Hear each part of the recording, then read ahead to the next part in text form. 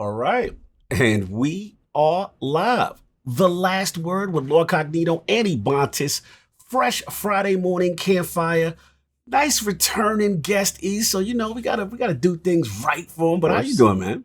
I'm doing good this morning. Got family in town, but they're nice enough to let me chat with this gentleman. So we got to introduce him just like we always do. Even though he's been here before, we got to do it again. Let's do it. All right.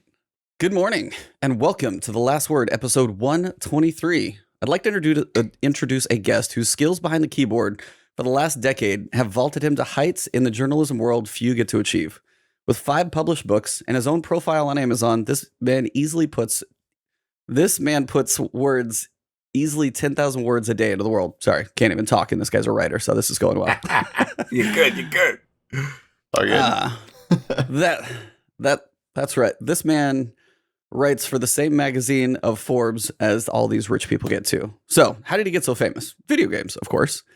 So, he is no run-of-the-mill gamer, though. His knowledge of the looter-shooter genre, especially in that genre, is nearly unrivaled. I'm botching this whole thing. Sorry. It's like I wrote it last night, and I like ruined it. I know. Scripts are hard to. You good, brother? Keep going. Fully do. He is no run-of-the-mill gamer. His knowledge of the looter-shooter genre, especially, is nearly unrivaled, along with his playtime, I'm sure. From Destiny and Borderlands to more time than possibly anyone else in Avengers, his articles come back by many hours of blood, sweat, and pixels. But he not only covers games and writes books, this man has hot takes on TV shows the same day they are released. Wherever does this man find the time? And he's honestly written over 7,500 articles, 1,400 in 2020 so far. To top it all off, this man not only started his own YouTube channel, it was successful in mere days, all without even needing a fancy intro. He has also amassed a following on Twitter that ensures Forbes keeps paying him the big bucks, so make sure you keep clicking those links. Finally, if you're curious about checking out a game he covers, he will make sure you know the top 10 things he wishes he knew before he started. So without further ado, let's welcome back a great friend of the show, Mr. Paul Tassi. How you doing, sir? Hey, Big Paul, what's going on, brother? I appreciate that. Thanks for all the kind words. That means a lot. I always love these intros. It's my favorite.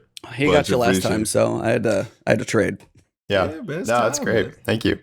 I literally counted up. I was like, you have literally written over 7,500 articles, at least on Forbes. That was like since 2010. That can't be true. That can't be true. There's no way.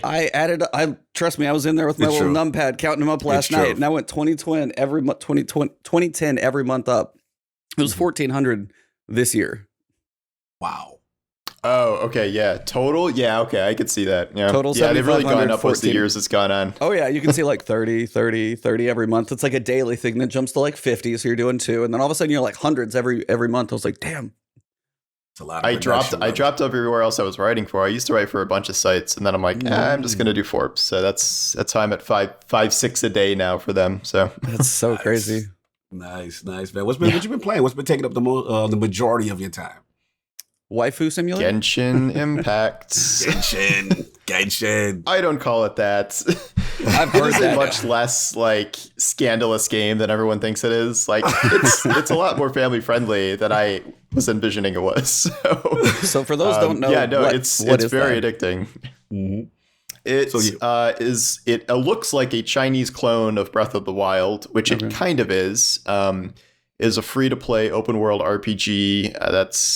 The environment looks like Breath of the Wild, but the characters are just like straight anime characters. And I didn't really, it wasn't really on my radar, but Miss 5000 Watts and Gothalion were like really hyping it up, and I just downloaded it because it was free, and I gave it a shot, and I was deeply surprised by how much it offers for free. It is a gacha game, so there's like pulls, and you spend money on it, but it takes a long time to really feel like kind of that pressure. You could probably get 20, 30 hours into it before you even really have to consider spending money, and even then you really don't. It just kind of turns into a daily login, like get your bounties done kind of thing, and new story missions and stuff are added in time, and it's really fun. Combat's great.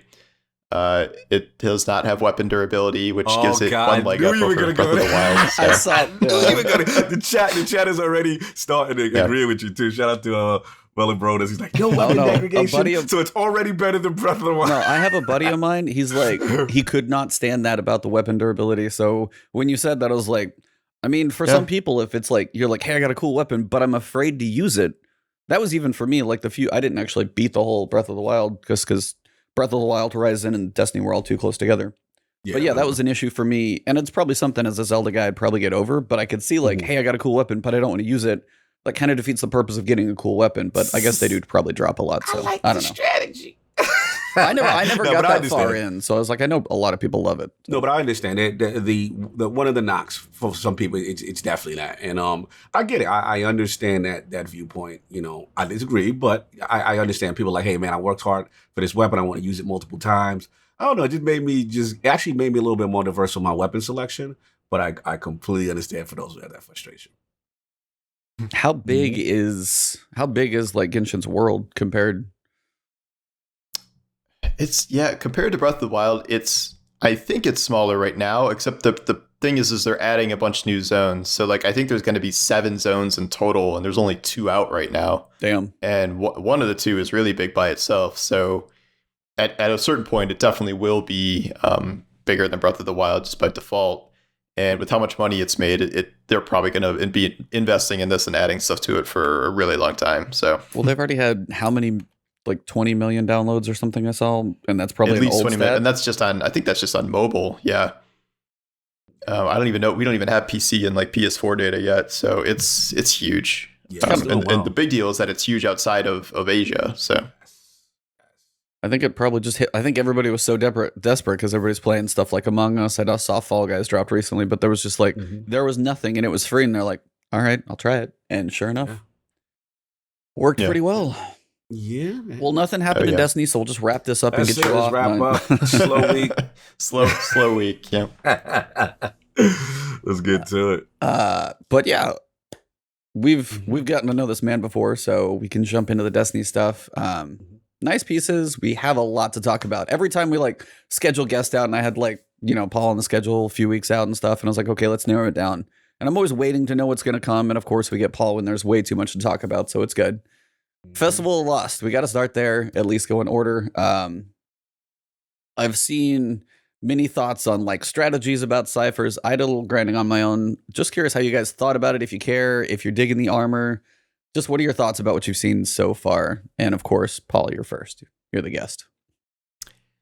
Yeah, it's not amazing. I think they had to improvise at the last minute, because I don't think this was the original plan, because Mercury is not even supposed to be in the game if Beyond Light wasn't delayed. So I think they really had to kind of just rip the whole thing from last year, which is why we're getting things like 750 drops like from chests and things. It's just a lot of it is not caught up.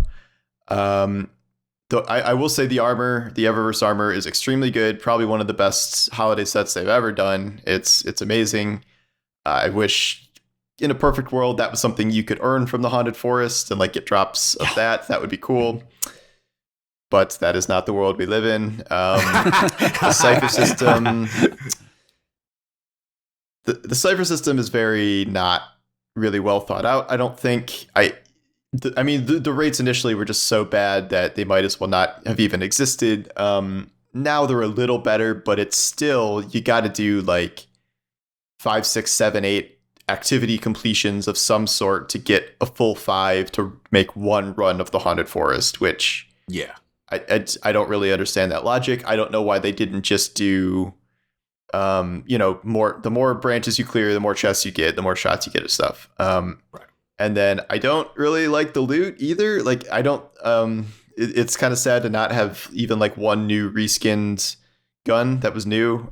So we have the old reskinned ones that the perk pools are like, okay, but there's so many better auto rifles already that it just, the only thing I'm going for is the Triumph to get the different exotics and then the spooky emblem and whatever this mystery consumable thing is that you get at the very end of all of it. I heard about but that. But besides that, some lens. Yeah, I don't know what it is. I can't tell if that's a big deal or nothing, but it's interesting. It's some sort of like ascendant lens or something. Yeah, and I saw like a picture of it. I was like, what the hell is this? Yeah, I don't even we have know. not been able to figure out if it does anything or not, but it takes up space in your inventory, It's which just is a definitely not bifocal something so we you can need. look like the Monopoly guy. That's all it is. Well, it reminds me of like the tincture of Queensfire, whatever it's called, where it's like you can see into the ascended plane or something, but Yeah. I don't know if it actually, like, I haven't heard anyone finding anything with it, and I feel like somebody probably would have by now, so we'll see. Yeah, overall, I mean, I wasn't expecting much from this event, and besides the armor, I don't think there's really much to it. Cognito, what do you think? Yeah, man. Have you touched it much, or? Yeah, I did. I actually finally got a chance to play a little bit this week, and pretty much Paul nailed it. I mean, it's we understand the situation here. This is content that is literally, should have been already, in the new season. Obviously, it's been stretched out. Things had to be adjusted. The Infinite Forest is the Infinite Forest. You go in, you shoot stuff, have a little fun, get a little scare when they chase you. And then, you get the loot. Now, the Cypher thing is interesting. The drop rates were horrible. So, that definitely didn't inspire me. Also, the fact that it's, horror story and, the Braytech werewolf, again, 450 is not in the greatest place anyway. The random rolls, I felt, the drops could have been increased a little bit with that for more runs so I can get more chances to farm specific rolls. But other than that, to be honest, the only reason why I really dropped in is due to Paul, because I saw his tweet and he's like, yo, interference updated. I'm like, okay, cool. This is what I'm doing first. That's like the best thing of the week right there. That was the cool thing this week, yeah. That was the best thing, bro. And I saw your tweet and I was just like, I can't wait to see that. And, the whole Nocris thing was cool. Shout out to that. That was really cool. But as far as, Festival of Lost, it's just not my favorite event. Historically, it's just not been my favorite event. I've never really cared for it when it was Festival of the Cost. They've tried to get better. Shout out to the trailer this year, though. The trailer actually fooled me. Like, the Rock trailer was moving. Like, Bungie always does great that's really good. that. So I'm like, okay. But it is what it is. And like I said, we understand the situation, so I'm not going to go hard on them. We just gotta hold the fort down until November 10th come and they get that extra time. But what about you? You deep dive in there, get your spooky on? That's all I see on Twitter right now is spooky this, spooky that. I'm like, I'm not doing that. I'm just me. It's fine. He refuses? I'm not gonna be spooky because it's gonna change. And then you guys are gonna be like turkey people and By the way, random tangent, because I'm just sitting here going through holidays in my mind. Did anybody see that weird trailer for that Mel Gibson Santa movie? Yes. Yeah. Oh my God, I don't even know what that was. Anyway, yeah, go watch that if you want to question some life decisions for a second. No, for me, like, Festival is, we had low expectations, or at least I did in the first place, because we knew it's like right before Beyond Light. They're all focused on that. This was like 2019 save as plus cipher decoders, copy paste, go. Like, it wasn't a whole lot different. And of course, as you said, Paul, like, Mercury is leaving. This shouldn't have even been in there, because so I honestly wonder, is like, as you said, did they have another festival planned for Beyond Light that we'll see next year that we don't this time? Or I'm honestly kind of curious how that would play out, since Mercury would be completely gone. Would they actually send us into the Haunted Forest just through like the tower director? Even though Mercury is gone, like, would that be like a patch download and all of a sudden your game shrinks like a month later or something? I'm kind of wondering, like, if this was going to be it anyway. I honestly don't know. So, like, in its that's current all. form.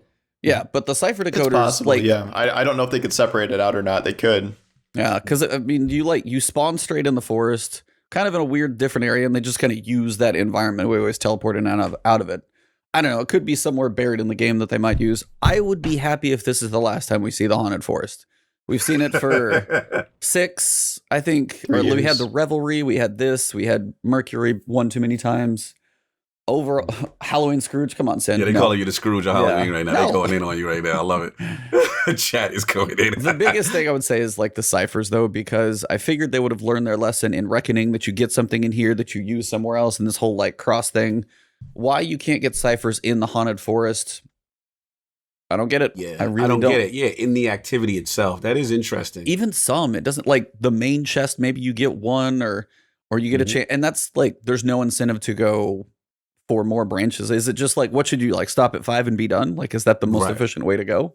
Interesting design choice. I agree. Not to be able to farm them in the activity itself, whereas they want you to do other activities for a chance to it. But shout out to them for at least being, agile as far as the drop rates and trying to patch in. I thought that was a Yeah. very quick patch. So, Well, you were how doing. you guys doing with drop rates since? I haven't played as much since. I did a couple Vanguard strikes and I got 0, and then I saw Chevy was doing Adept Nightfalls and got like 90+% drop on Adept Nightfalls. So apparently it's that's double the way to drops, so it's almost guaranteed for more deals, I think. Yeah. go. That's why. But I don't know how many Adept Nightfalls I want to run in a row. So I've had pretty good since the buff, but it's still not what they said. It's not like umbral rates. No, because like you're drowning in umbrals, but you're still not. Yeah, because it's only at activity completion, which is not enough, and I don't really want to run 5 to 10 activities before every forest run. Well, and then you were doing... I got 1 on my first strike. I got 2 in my first 2 nightmare hunts. My Tolan farm does not really have seemed to have benefited from this drop rate increase. Like it just, I did not have good luck with it trying Tassi's it trail, the other day. like So the Tassi trail, yes, that's I love that phrase. I don't know. I don't think that's probably the most efficient thing to even do anymore. Maybe it's nightmare hunts. Maybe it's Adept Nightfalls if you have a team for that. But it's still it's going to be kind of a drag to get to 45 or whatever you need. Yeah. I think I'm at 20. It's I don't know. I honestly don't even know if I'll finish, but see. Yeah. And that's kind of the thing is like if it's one activity completion and it's like, okay, over the course of a month, will I get 45 done? That's like 1.5 a day. It's not that bad, but also if people want to grind through it, you're asking me to do 45 Crucible matches or Nightfalls or Nightmare Hunts. And I don't know, you can get it everywhere, but it is just very weird that you can't get any in the forest. There's no incentive. And then after you do your 45 Nightfalls, then you got to go do, a decent chunk of forest runs. You got to go do 9 forest runs in between there, and you're capped at 25. So you got to do get your 25, go do your 5 forest runs, then come back out, do more. It just seems weird. So I'm hoping this is kind of our last seasonal event of this style. Infinite Forest can go again, as we've talked about before. I'm just hoping Beyond Light is like, all right, we're cleaning some stuff up here and just like putting this in the vault and just cleaning the table off. It's going to look prettier when we're done. To me, the Cypher feels like an engagement play. They understand, I don't know, it just feels like they know that people are not going to be playing, almost in the vein of, I know this week they've increased doing the double drops with the Nightfall. All this stuff is trying to just basic routine stuff that we've been doing to keep going, and they're just in a tough spot. They're in a tough spot. That's just all it is. So this is all filler stuff, and we just got to survive, boys. Just got to survive. You got to push through. That's it. We're almost there. It's literally almost a month. Days? It's like a month and a day. Yep. Yeah. It's crazy. Well, festival happened, but Interference, man. I wanted to ask you guys what you thought about that final mission, because the voice dialogue and everything that we got in there, the final piece of the lore from Eris. Just wanted to see what you guys thought actually playing through that one. Yeah, I mean, I'll jump in if you want. I thought it was cool. I thought I love the introduction. Obviously Nokris has been talking to us the whole time. Quote me if I'm wrong, if this is the first time I heard the quote "Taken Queen," I don't know if it was ever referenced. I can't remember. Did Eris say it in Zavala's office? That's the only other place I could picture it. Yeah, so maybe I'm off. I feel like I heard it at least once. Yeah. Okay. Maybe for me, it was like, I was like, wow, this is maybe the first time they referenced it. But if for whatever reason, it resonated different when it was said. But yeah, it was cool. Different little mechanic. Obviously, Nokris comes back, the whole thing. We get a little lore tease and stuff like that. It was a nice little conclusion. You know what I'm saying? I didn't have too many problems with it. I think they're setting up the next season. I think if this season of Arrivals didn't get delayed, and it ended on time, I would have been okay with that transitionary piece going in, to Beyond Light. But because we have this weird gap, it just made things a little off for the flow of the season. But overall, cool. I liked it. The Sunday playing stuff, I'm always a fan of, so I'm cool with it. What did you think, Paul?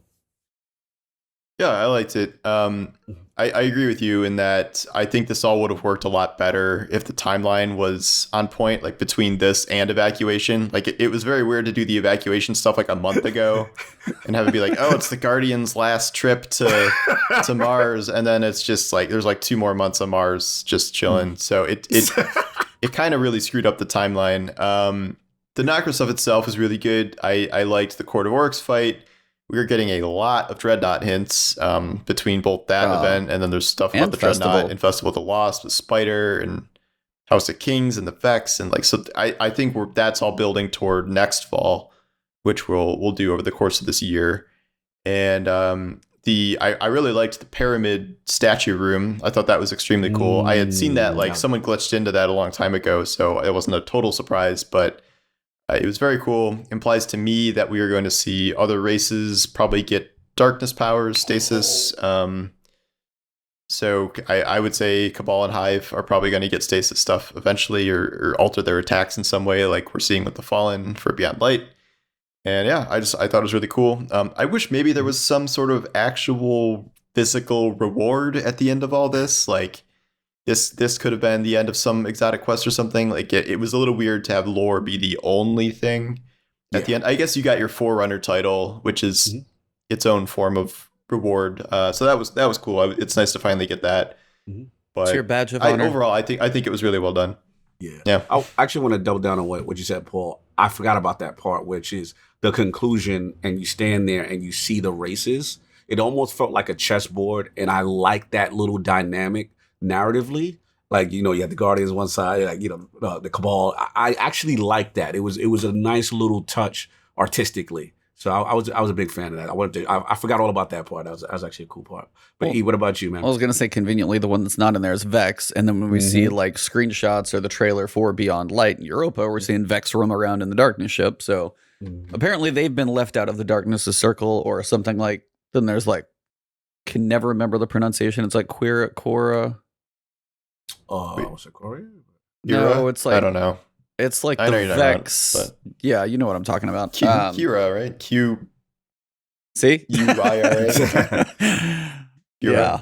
That connection to Savathun, who's kind of Vexy, that whole thing. But yeah, the Vex aren't in there, so it was kind of noticeable. The Vex were already working for the Darkness, though. The Vex were like in Season of Undying and like working as the Darkness's foot soldiers, essentially. Yeah, it's true. Well, that was the soul. I got yelled at about this before. It's the soul divisive, so it was a part of the Vex that were working with the Darkness, and apparently the rest of the Vex are neutral or something. So he was yelled at by Twitter. Really? They tried to give you the lore. No, that was on DCP. Chastising by the writer. Shout out to DCP. That's funny. But no, I think that's what you said too. And they actually, I feel like they mentioned it at one point. Bungie did, is like the other races over the course of the year are going to be seeing darkness powers potentially get into Cabal. They did say and that, Hive, didn't they? probably. I swear they did. Yeah. Yeah, that sounds. So we're going to be. Yeah, I see. Kyria, something like that. But yeah, that actually kind of leads credence to the fact that, like, Cabal on other planets and Hive sitting on the moon might actually have some weird transition over the course of this year. I'm very curious to see what they do with us getting darkness, and then, of course, getting even farther into it through the year. It's going to be strange, but yeah, we know what our power level is going to be, and that's about it right now. So, and we know some exotics. Yeah, because they dropped a teaser for a trailer for the game of the. They dropped so many different pieces to that. So we've got a lot of exotics. You guys have any favorites before we go through them all? Like, if you want to just pick the high notes that you were digging on first. What you liking, Paul? Yeah, I like the Titan Overshield one. That sounds very cool. I hate Barricade normally, so I think that's a cool transformation of that power. I'm curious to see how the Sniper works, like as a boss DPS weapon, if the Lightning Strike thing will be actually good for that. Yes. And then the big Stasis ice cannon, that it looks cool. I'm curious to see how that works in action. I'm also wondering if that's the raid exotic or not, or if they have shown the raid exotic or not. No, because they did. I'd say like 8 out of 10 of these look really good. Yeah. Yeah, man. I mean, I'm with you. The trailer was on fire. I mean, again, shout out to the marketing team, man. They always knock it out the park. It's a pleasant surprise. Yeah. The Warlock delegation is very pleased. Yeah? The Are you Warlock happy? delegation is very pleased. Poison punches that keep Listen, punching and bro. spreading. Really, I That thought looks- people were mad about the Warlock stuff, that people don't like Warlock melee exotics and people don't like super damage increasing exotics. But I thought the necrotic thing looked really cool. Depending on how strong it is, but yeah. Normally, I would agree. Normally, we tend to get super enhancing exotic. That seems to be a Warlock mainstay. But with the Bug Snacks helmet, I do like the fact that it also it's not. See, the problem I have with the super inducing exotics is that sometimes they're just that and that's only. But what I liked about this one, it also had some melee regeneration energy synergy. So I also want to test to see if it, besides doing the Daybreak super being stronger, if doing other solar abilities also kind of work in conjunction with that exotic. I'm very curious about that. I was speaking to Cactus about that. I'm trying to figure that part out. But yeah, I mean, it looked cool. The melee stuff looked cool. I'm very interested in that. Titans, I'm a little concerned. Are you? Yes, I'm a little concerned. You guys what if I'm running up on you and then I just cast an overshield and now I've still got my shotgun coming at you? Yeah. I don't know how I and feel I can about shoulder charge you too. Yeah, on the go, basically one-eyed mask without tracking that you can just, power up when you want. So I'm a little jealous of that. Hunters, I'm a little fearful of the blink situation. All I can say is pair Celestial Fire with Necrotic Grip. Huh? Celestial Fire and Necrotic Grip. Yeah, I was wondering if that was going to proc on that. I hope it does. We have to see if that procs. We have to see if that it's a projectile. Easy there.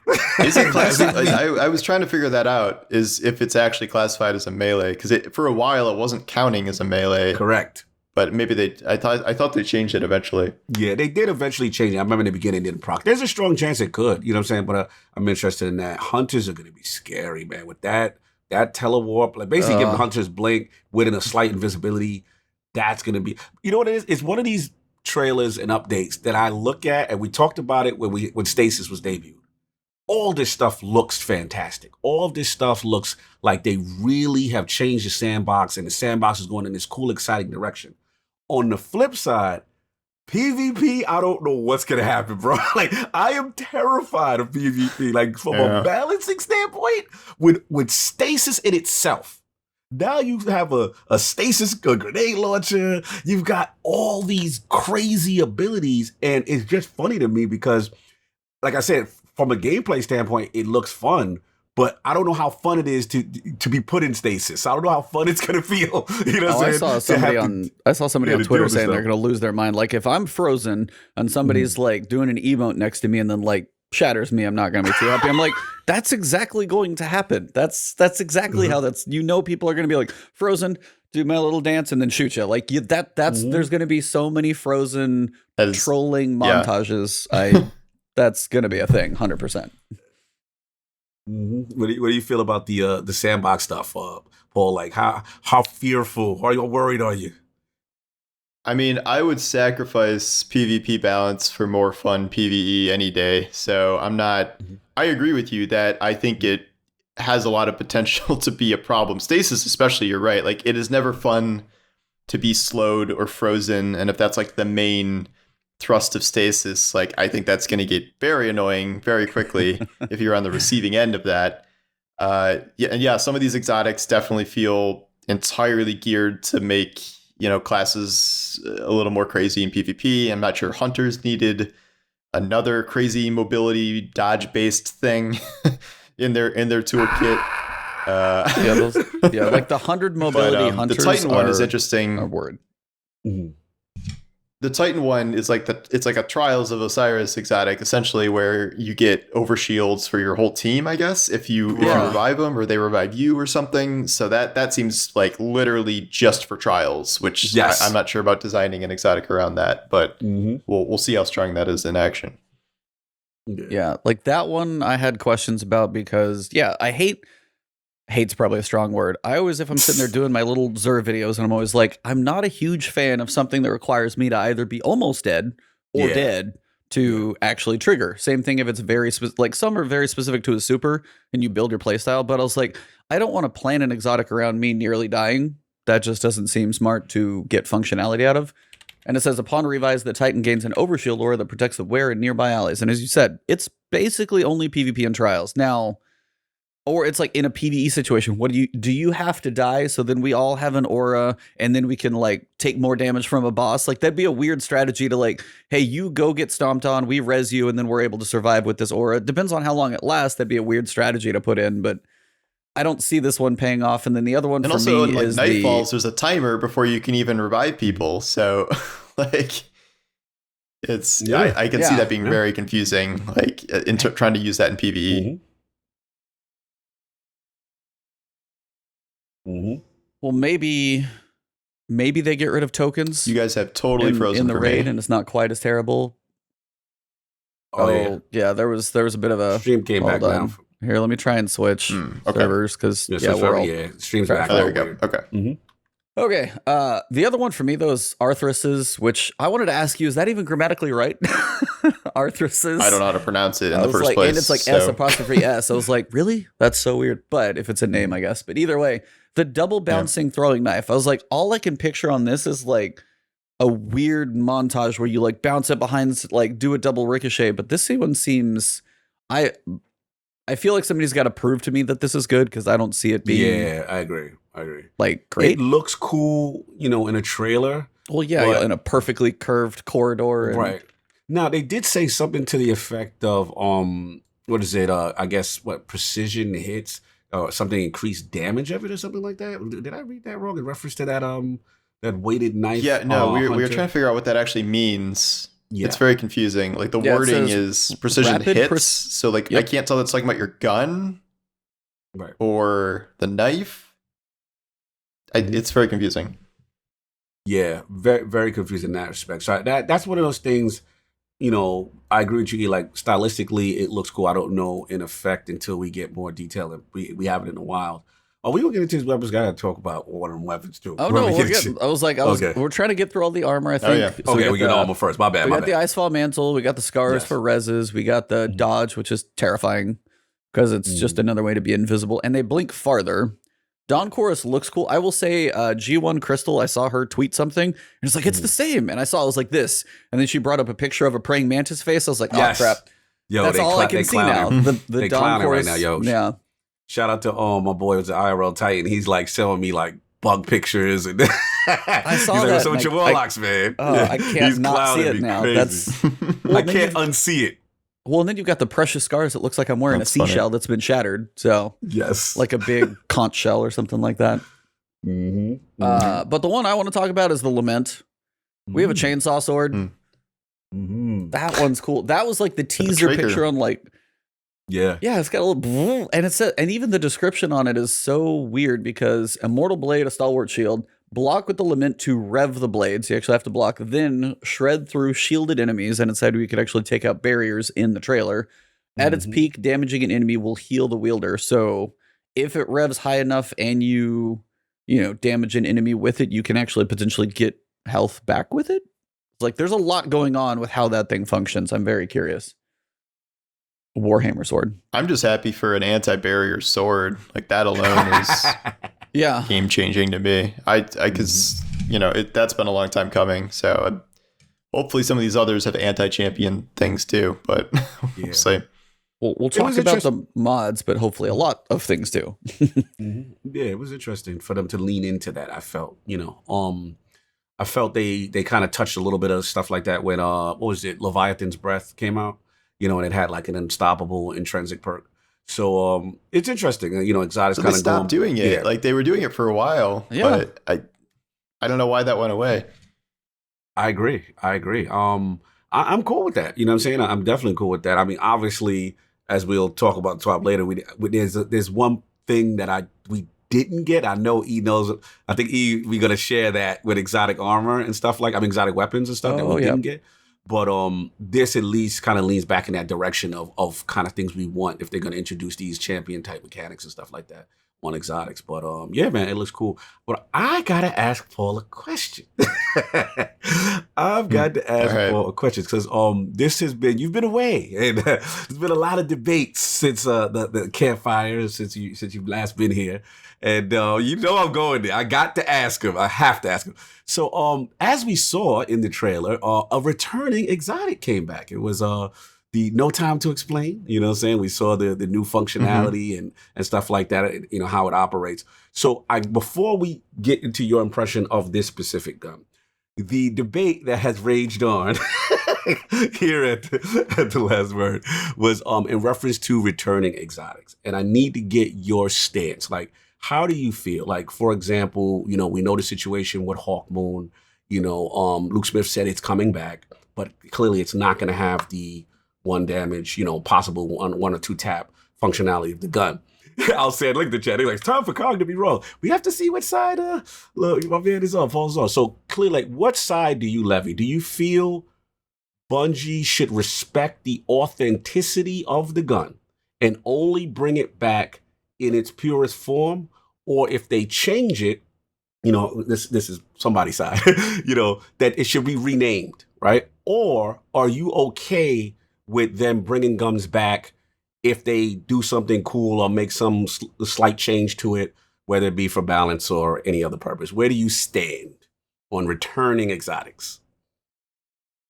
I am okay with them changing exotics. Oh, man, Paul Tassi, let's go! You are welcome every week on the last word. I thought you were going to be on the other side. Okay, all right. All right, I see which side I'm on now. Break it down why. So Break it down the why. reason being is that so many of the old exotics, like, I know they're beloved, but they just aspects of them just wouldn't really work or wouldn't really feel right coming back. Like, we have that with Hawkmoon. Like, Hawkmoon generated too many problems with the random bullet. This man and then is you think of not something a like humble winner, by the Icebreaker. way. Just gonna say that. Preach the good word, brother. Preach the good. Don't let him distract you. Preach the good word. You have something like Icebreaker, where the ammo regeneration just by itself caused so many problems that, like, if that got brought back, I would rather see Icebreaker do, like, serious burn damage or something like that. Like, you know what I mean? Like, I think there are ways to bring the old weapons back and to have them do something new. I don't even remember what No Time to Explain did before this, and yet Was I that know the that weapon that was that the weapon nobody got bullet or not? buddy. Yeah. It never had the buddy thing. All it had was the reoccurring No, there's Fate of All bullets. Fools. That was like the special one. That's But- the one I was thinking of. It had recall bullets or something, but it didn't have this floating buddy thing, which is obviously cooler just by nature. So if they can bring these back and make them cooler, I think that's a good idea. And, like, with exotic armor too, I did a list of, like, what's left to return. I think, like, all the missing things, and outside of a very few select, like Twilight Garrison is the one everyone wants, but, like, a lot of the remaining old exotics are just so boring and, like, basic that they would almost have to change them to some extent to bring them back to make it worth it. And I feel like that's probably true about at least some of the remaining weapons. I think some could probably be brought back and be fine, like Mythoclast and Touch of Malice and stuff. Like, those might not need super changes because they weren't, like, ultra broken or anything by the time they were, you know, stopped being used. But things like Hawkmoon, things like Icebreaker, like, I understand why that they would change them and not change the name at the same time. Like, I think it's okay to do that as long as the gun's not just, like, totally tanked and, like, it sucks now and has no identity. I think it's fine to do. So no, let me in fairness, because I have to be fair to my boy. I can't just ragdoll him and Forte here, even though the good guys won today. But no, just all jokes aside, but, like, what about from the purity of the weapon? Because an argument that was made, and I'm giving you crap, but I do understand this side. I do. And you know, from a purity of this weapon, people are like, hey, well, if you do that, if you change it, the minute you change it, it should be. Their argument is, like, for example, Crimson, right? It's different. You know what I'm saying? It's not exactly the same. So, you know, maybe the name should change. They shouldn't call it, because this is a leg that they believe, like, they shouldn't call it, you know, Hawkmoon. They should call it something else because it is intrinsically slightly changing. Do you agree with that, or are you still okay with the name being exactly the same? I mean, Hawkmoon, I think we're gonna have to see what the change is. Like, oh, you're willing to wait? You're willing to give it a chance? How nice of you. That's kind of awesome that you're like open-minded to like give something a chance before you just rip it to shreds. That's cool. That's totally cool, man. Continue, sorry. But I mean, if we're using No Time to Explain as an example, like even if that's dramatically changed from the original, but I have no problem with that continuing to be No Time to Explain. And I mean, you could even like explain this away with lore, is like weapons continuing to be worked on over time and like getting new abilities or changes as, you know, the stranger, you know, did some upgrade to No Time to Explain and now it does this dimensional portal thing. Or I don't even know the lore of Hawkmoon, honestly. That's not a story I know, but you could write that in somehow. Hawkmoon's such a specific example. I don't know if the new perk or the new way it functions is just totally has nothing to do with the original Hawkmoon, right? Then I can see the argument where it's like, all right, well, what's the point of calling it Hawkmoon and bringing it back if it has nothing to do with the original gun? I'm not even like a big Hawkmoon person because I was on Xbox and I didn't get Hawkmoon until it was nerfed like 2 years later. So you understand the pain. Yeah. You understand the pain of never having it in its original form. Oh, see, now we get the clarity. Now we get the clarity as to why there's no. That may bias me a little bit. Because I don't have treasured Hawkmoon memories, but. Dude, it was just a fun argument. I gotta give crap. I got killed, man. They killed your boy, bro. I was fighting this fight alone. The chat turned to me. That's surprising. I'm surprised that more people are against that. No, we're in the minority. The Destiny community agrees with Ebontis. So at the time of the argument, it was all we knew about was Hawkmoon. Mm-hmm. And Hawkmoon specifically has one perk. It's Luck in the Chamber. That was literally all it was, because it was not like an energy or anything. It was a kinetic hand cannon. And it was Luck in the Chamber, and the whole point is trying to get that little ping, like the double bullets to fire. Mm-hmm. And they flat out said, that's not coming back. And that's literally all it really had. So that was why I was like, okay, so if you're going to make a hand cannon, but it doesn't do that, you could do some other, like, you could call it, who knows, I'm probably going to be, I don't have a good name off the top of my head, but you could call it something else, kind of throw a throwback to some kind of aesthetic for it, but not be Hawkmoon. But that was literally the only thing. Like, No Time to Explain, I'm not even going to argue. I don't mind that one because, like, that's what I'm saying. Like, because it takes what it was and it evolved it more. Okay. Because it has the returning bullets, but now it's added the portal bullets too. So you have like two things. So it like added to it. But if you take literally the one main thing that made Hawkmoon, right, and then now you're going to give me another hand cannon, give me a different hand cannon, was the argument at the time. But now that we have more of these to look at, that's why I was like, No Time to Explain. Didn't that kind of make PvP suck though? Like, because it was just like it reduced so many gunfights to RNG. Like, who gets the ping? Like, isn't that why they're taking it away in the first place? Well, potentially, yeah. But you've also got something to where it was like, if you were normally using it, your risk was at some points you would get those shots, but other times you're just using a normal hand cannon. So it was like you had some ups and downs because it was, you might win a gunfight, you might lose it, but you had the chance to win it because it was an exotic, as opposed to if it wasn't active and you never got that lucky bullet, you were just firing a hand cannon. You better hope to hit headshots. That was, I like the way the gun felt, but it was like when it procced, that was all it did. So. Yeah. No, that was my only argument. I'm not going to take this thing to the, forever. But no, dude, he being nice. He's being nice because you hear he's being nice. I'm telling you. I got destroyed. I'm telling you, it was blood, sweat, and tears, man. All right, I'll go back and watch the tape. I'll send you the clip. It was class. I was in on him at the time because it was just over Hawkmoon. And specifically over Hawkmoon, again, it is still all it has. So that's why I'm like... Right. I want to see what it does, but if it's like, if they take away the Luck in the Chamber and it's not doing the damage, it's not really Hawkmoon anymore. So that was just my argument. Listen, I respect your opinion. You know I do. I can understand that in Hawkmoon's case, yeah. Mm-hmm. No, Chris, like, Carl, you're just wrong. It ain't Hawkmoon. Look, I get it. All we're saying, like I said, the last point is that, the only reason why they can't is just from a balance standpoint. That's all it is. They if they bring it back exactly how it was, they know the sandbox will be breaking, thus the change is going to happen. And the only point I wanted to make that I forgot to make last time, and then we'll move on with this thing, was that this has happened before. Because people tell me, no, they've never really done it before, Thor, and they just enhanced it. Actually, it did happen. It was Lord of Wolves. Lord of Wolves in D1, when you killed someone, it gave recovery +3, and the mentality was a pack weapon, where you would be in a pack and you get kills and everyone stay recovered. when it returned in D2, it completely changed. It had nothing to do with that pack mentality. So there are examples, not a lot, but there are examples where they fundamentally changed the weapon. No one was screaming. What it is a lot of Destiny fans, we have to admit, the guns are designed so well. We have this emotional attachment, and I get it. You know what I'm saying? Same thing with Icebreaker. But if Icebreaker was to come back, you can't have an infinitely regenerating sniper rifle in this sandbox. It would completely break it. Thus, it can't come back in its exact form. As long as they do the spirited weapon, I was like, cool. and that's like, again, when it is one truth, and I get it, but I was like, Lord of Wolves still fired the way it fired, correct? It did. It intrinsically doesn't do the same thing, sir. It doesn't do the same thing. Look, I have the notes right now. We don't need to beat this to death, but yeah. We don't need to beat it. Moving on. You guys did mention Cloudstrike, though, that sniper. I am curious because PvP, I can see like some very good snipers just absolutely making chaos of lightning storms in there. But the rapid precision shots for boss damage, you mentioned it perfect, Paul, is like, how well is that going to compare for DPS on a boss? I know there's going to be data in there saying, does Cloudstrike compare to all these other snipers in boss damage? Because know there's going to be, it's like, all right, so with this clip and the reload rally barricade, and if you just keep making lightning storms over his head, how's it go? So we will just have to see, but that one actually does look fairly cool.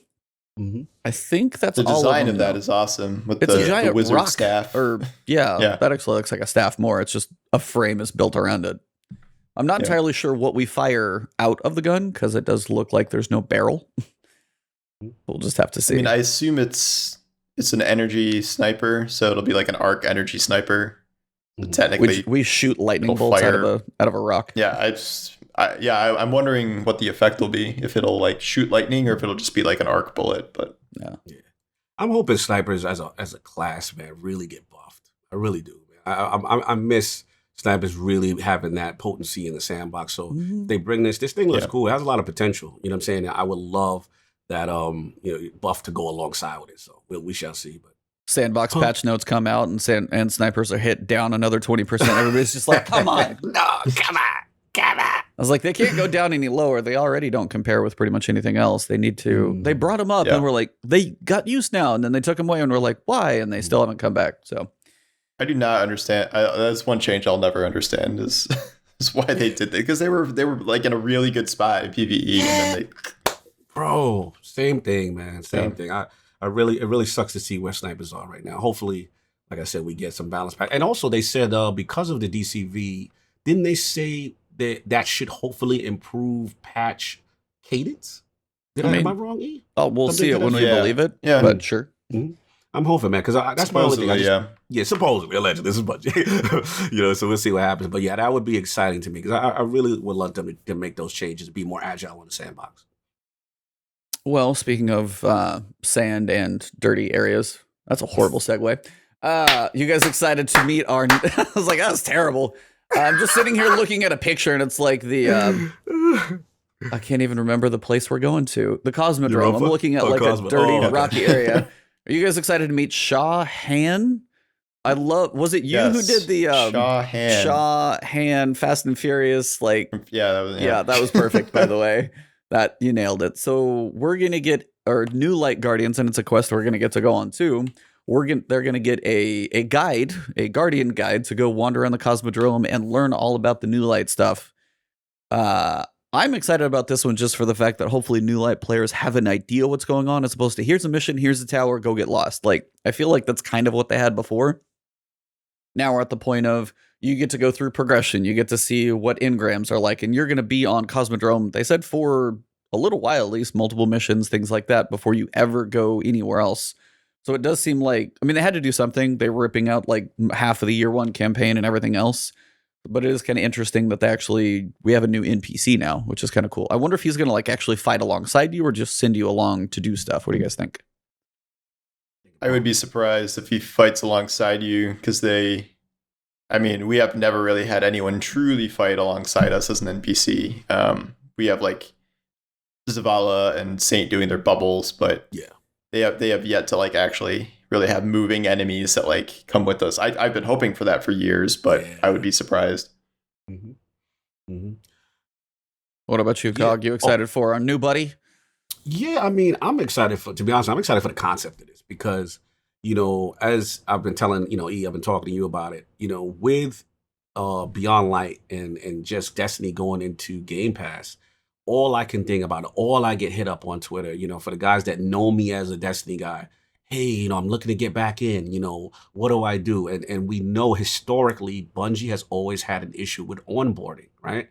And I think they did a good job with Shadowkeep initially with doing the free to play, and then everything's kind of a la carte so that you don't have to necessarily, be disassociated and can't play with your friends on the new content if you're new. So, but I like this because it's a little bit of hand holding. It's getting you acclimated. Because the worst thing for a new Destiny player is you go into the tower, there's 1,000 icons, there's 1,000 vendors, you don't know what to do. And people, they generally get lost. So I like this aspect. As long as they keep this in the spirit of once this is completed, whether they get some blues that put you at the new light level to say, okay, you can now do Beyond Light with your friends. Because the worst feeling in Destiny is, again, I get a lot of new players that say, Cog, I want to play with you. Destiny looks cool, man. I'm in. And then it's like, damn, now I got to go do this content and Forsaken and the Red War. And, like that just separates the base. You want to be able to play with your friends, old and new, at the same time, if possible. So if they can do this and on board, I'm with it, man. This is a good start. I think this is necessary for the community, and I'm actually curious myself. I'm going to create, a new. I'm actually going to make another character instead of a damn warlock all day, and actually do it and try it. I want to see how this is implemented. Yeah, my question about this is, I'm. You're good. I know there's this onboarding process. Yeah.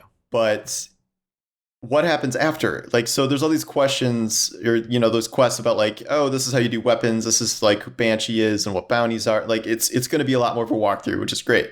But like, you get to the end of that, and you're like, all right, like I get everything. I'm ready to start the campaign, and like, there is no campaign.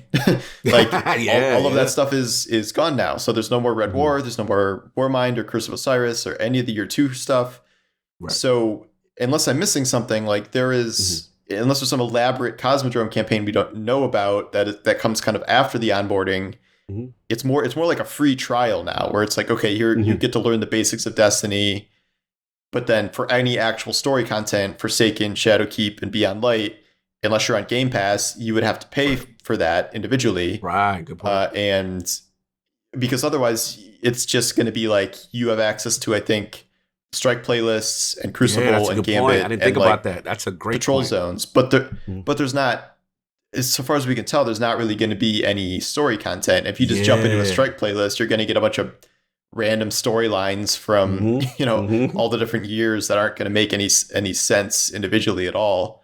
So I'm just wondering what the process of like actually playing the game after the onboarding process is going to be like, or if it's going to feel like a big paywall, like, now you got to pay $20 for Forsaken, or else there is literally no story content. I think you're onto something. You actually nailed something I didn't even think about. You're right. For a non, Game Pass person or a person who, didn't buy any content, remember with free to play, the Red War was there as a base introductory thing. And now that that's gone, what do you think, E? Do you think, I don't think they give him Beyond Light missions as a start. What they give it for the new guy that didn't buy and doesn't have Game Pass? It's weird because you could. I mean, Forsaken's a couple years old, so I'm sitting there thinking maybe they make Forsaken free because you've got a couple other I don't. Again, they need to give like free if they still want the free to play model to bring people in as an introduction. But the other piece of that is if they go free Forsaken because that's the oldest content, right? How thrown off are you going to be if you jump in?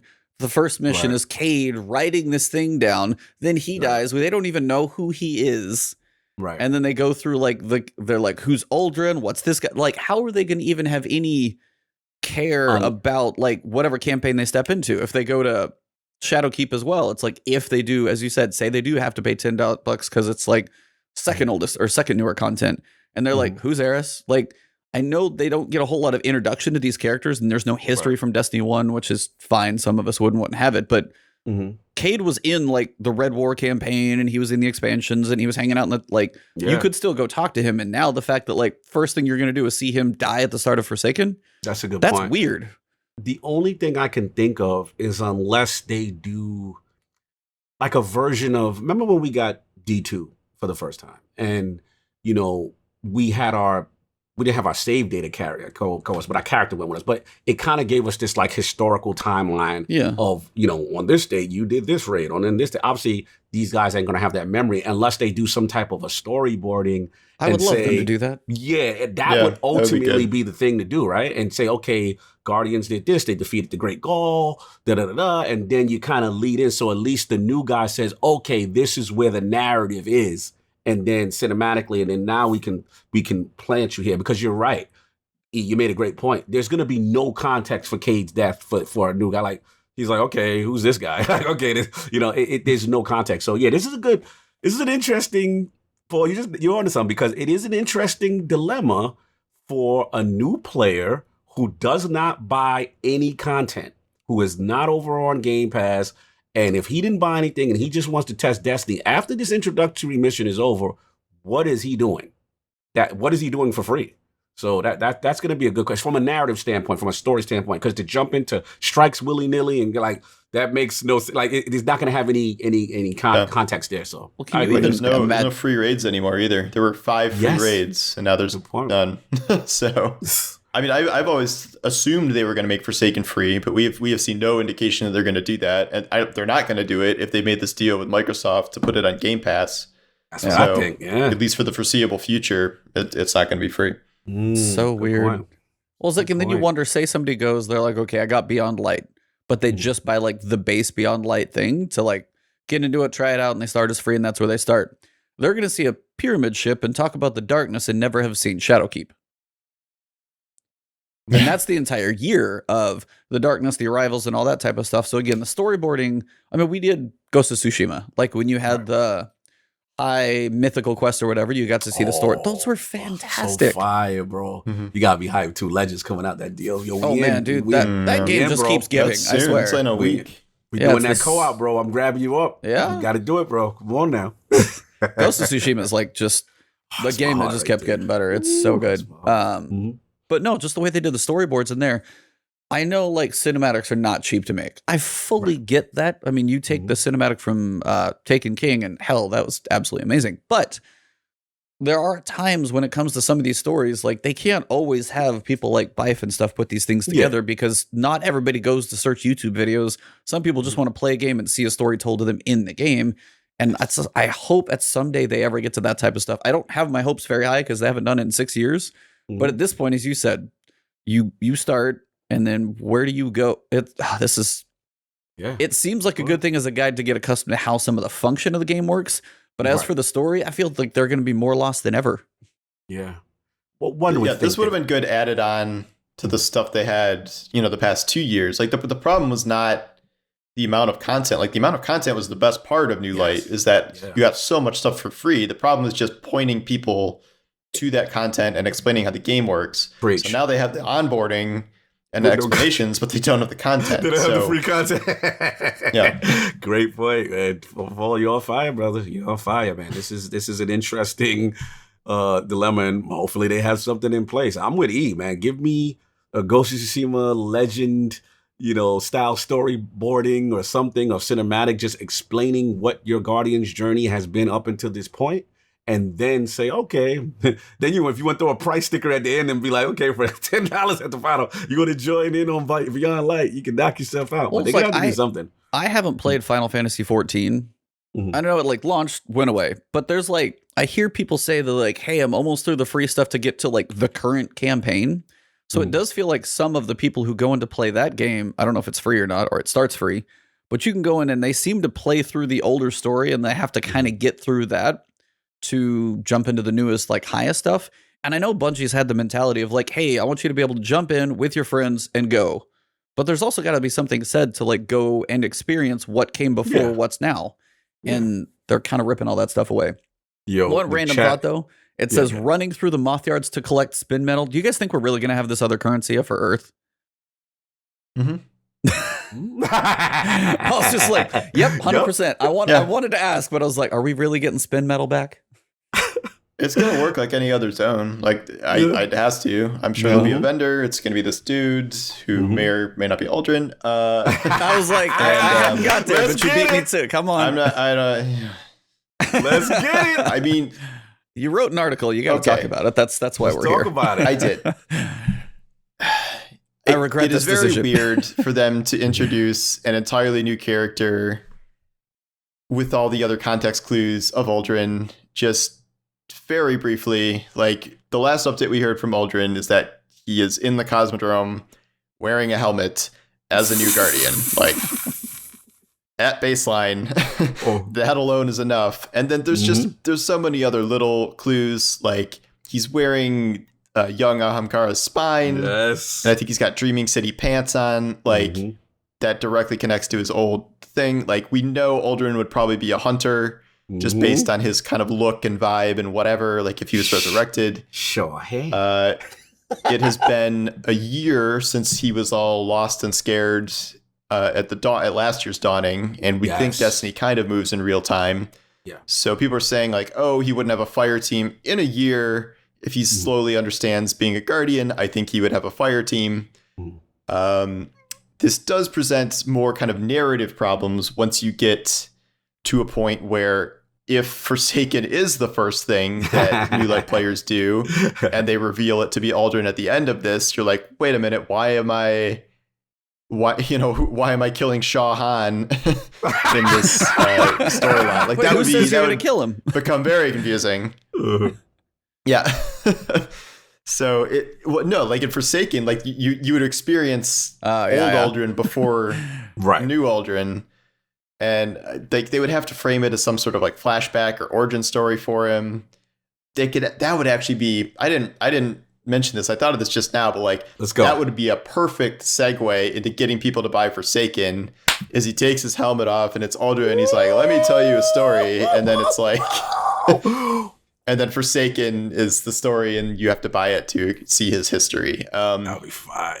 It would be a pretty big troll, I think, to have all these clues and have it not be Aldrin. I know there are a lot of people pushing back against me that they don't think it is, and that it's really just some dude named Shah Han wearing a helmet. It's just some dude. Like, what is that name, by the way? I guess. Come on. It sounds like a name you would make up when you didn't know your own name. And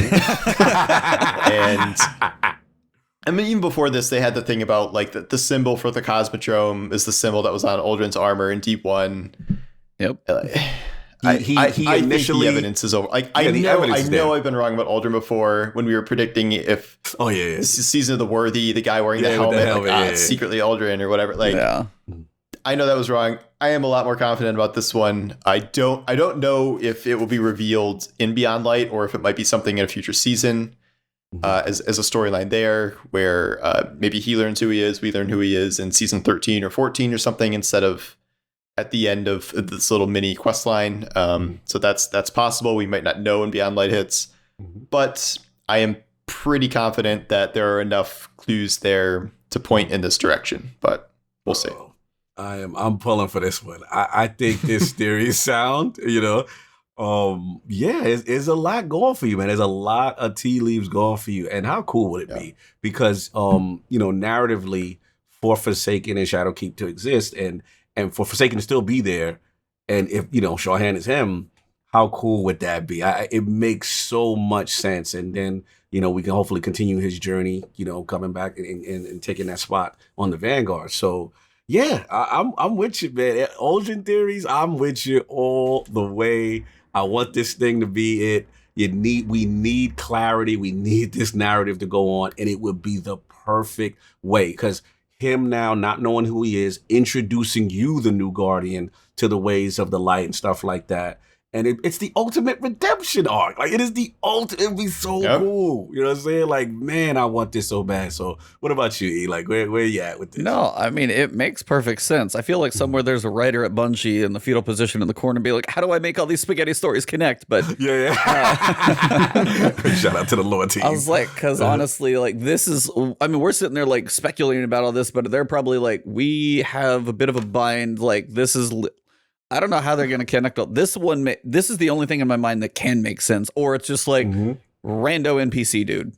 And I feel like most people that you're going to interact with in the game, be it Asher, be it Sloan, they haven't had a whole lot to them, but they've had something. So if like this guy's just going to be our Cosmodrome vendor and that's all we get out of him, I don't know, it's going to be weird. I wonder if like the voice actor for Uldren is like, you know, in Beyond Light or something like that. And we get to see, it's all those little things people are going to dig into. But and a shout out, I don't know if it was you, Paul, in your article.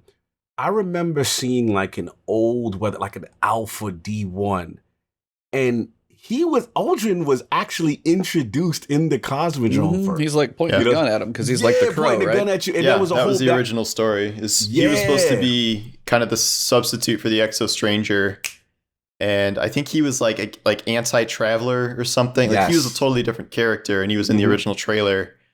I thought they were just going to straight up like replicate that scene, but now if he's wearing a helmet and it's supposed to be a secret, maybe not. But yeah, he originally was supposed to be in the Cosmodrome, so this is potentially circling back to that too.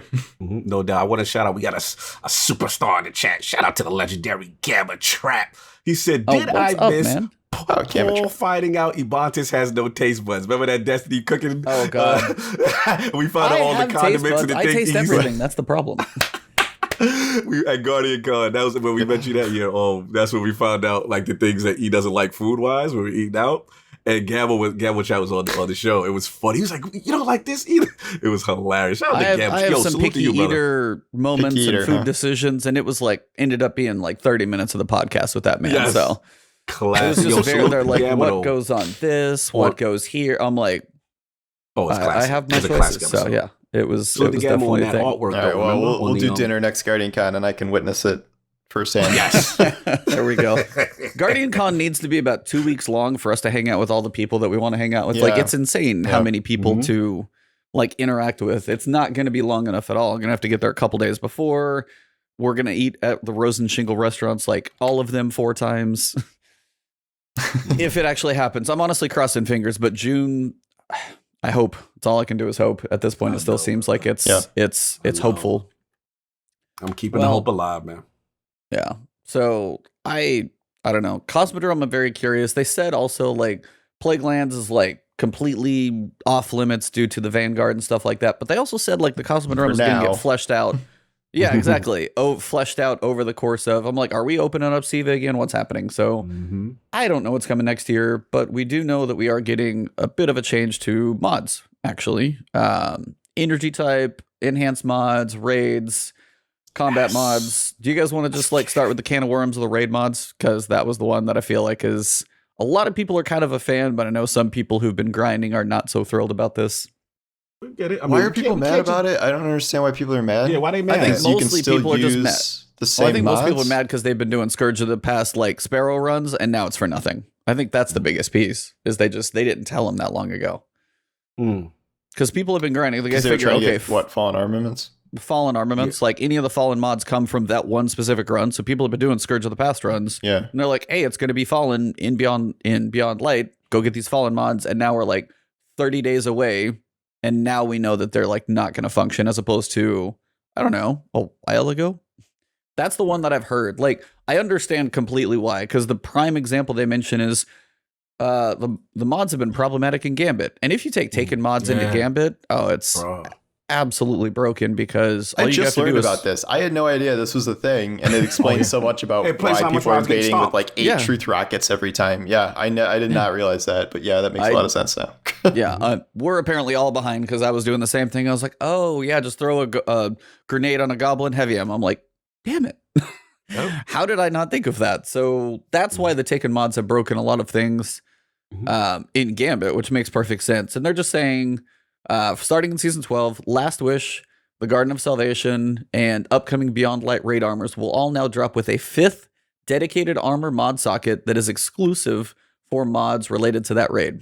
Last Wish and Garden of Salvation armor acquired prior to Season 12 will not have this dedicated armor socket, but will still be able to use the mods related to that armor or related to that raid in the new Legacy armor mod socket. So I'll just say the rest of it too. Anti-Taken will only work in Last Wish, so that will still function because they said Last Wish was designed around those mods. Anti-Hive going away. Anti-fallen going away. All right, that's everything for the raids. So what do you guys think about like the old raid armor not quite being the same as the new, but we also do get a new mod socket? Whoever wants to start on that one, I'll tee it up for you. I think it's fine. Like I understand the thing about the runs, but I think you could also kind of see this coming, that armaments were just too overpowered to, like, especially if they were only available in content that you can't even do anymore. Like that. Yeah. I would have assumed they were either being nerfed or going away just based on that alone. So it would have been nice to know earlier, but I think this is ultimately the right move. I don't know what else they could have done. I think the idea is good about just a 5th slot for mods, or a 5th slot for raid armor in the future that has more to do with the mechanics of the raid than like something that's going to make you dominate every activity with taken enemies indefinitely. Like that seems like problematic design. Because I mean, it was even like the dungeons, like, you know, there's 2 dungeons that are heavily taken filled. Like it kind of affected a lot of stuff. So the old raid armor, like I get people were grinding for that too, but again, you can still use the legacy mods on it. So I don't think it's that big of a deal. Like if you have like a perfect Last Wish set, you could still use that in Last Wish all you want. I'm curious how energy distribution is going to work with 5 mods, or 5 mod slots, because those raid mods need to be like 0. Unless it's 2 energy each. Yeah, they gotta be cheap. Right, yeah, that's what I'm wondering. Is like, should they even have energy cost, or should they just, you get them, you can use them? I've always said that I don't think we have enough energy slots to begin with, based on all those things. Them reducing things like the enhanced mod cost is going to be a little helpful, because those were massively expensive. Those were, oh my god, half or more than half of your energy in a lot of the cases. Ridiculous. So that should help a little bit. I still think that they probably need to be a little more generous with how much energy you get, but that's probably moving on to a different topic. We'll get there. Don't worry. Cog, raid stuff before we get to what we segued into already. Man, I had the biggest smile on this one. This was fine. Like I feel there's an ongoing joke here. The last word. Like I feel the developers always listen to E. Like Eve has a point. He has a stance. They always go in his direction. But this one, not that you was against this one, but this one was so me. I've been screaming this from the rooftops.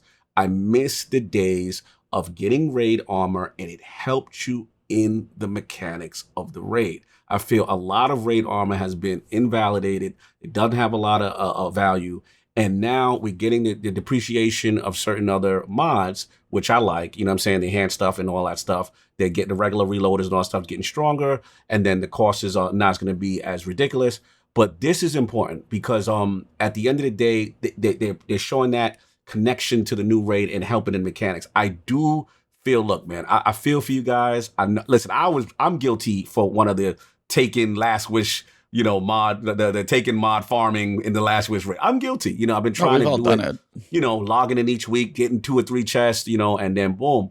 But at the end of the day, like Paul said, you can't have these things in the game, which is going to give you a significant advantage that you can only get from this source, to now have you running prophecy runs with this, less taken damage, running in gambit, all type of, it's just too much a disparity from the haves and the have-nots. It's just way too much. And at the end of the day, I knew this had to happen. So I'm okay with this. With the older version of the raid stuff, look, it still has the slot.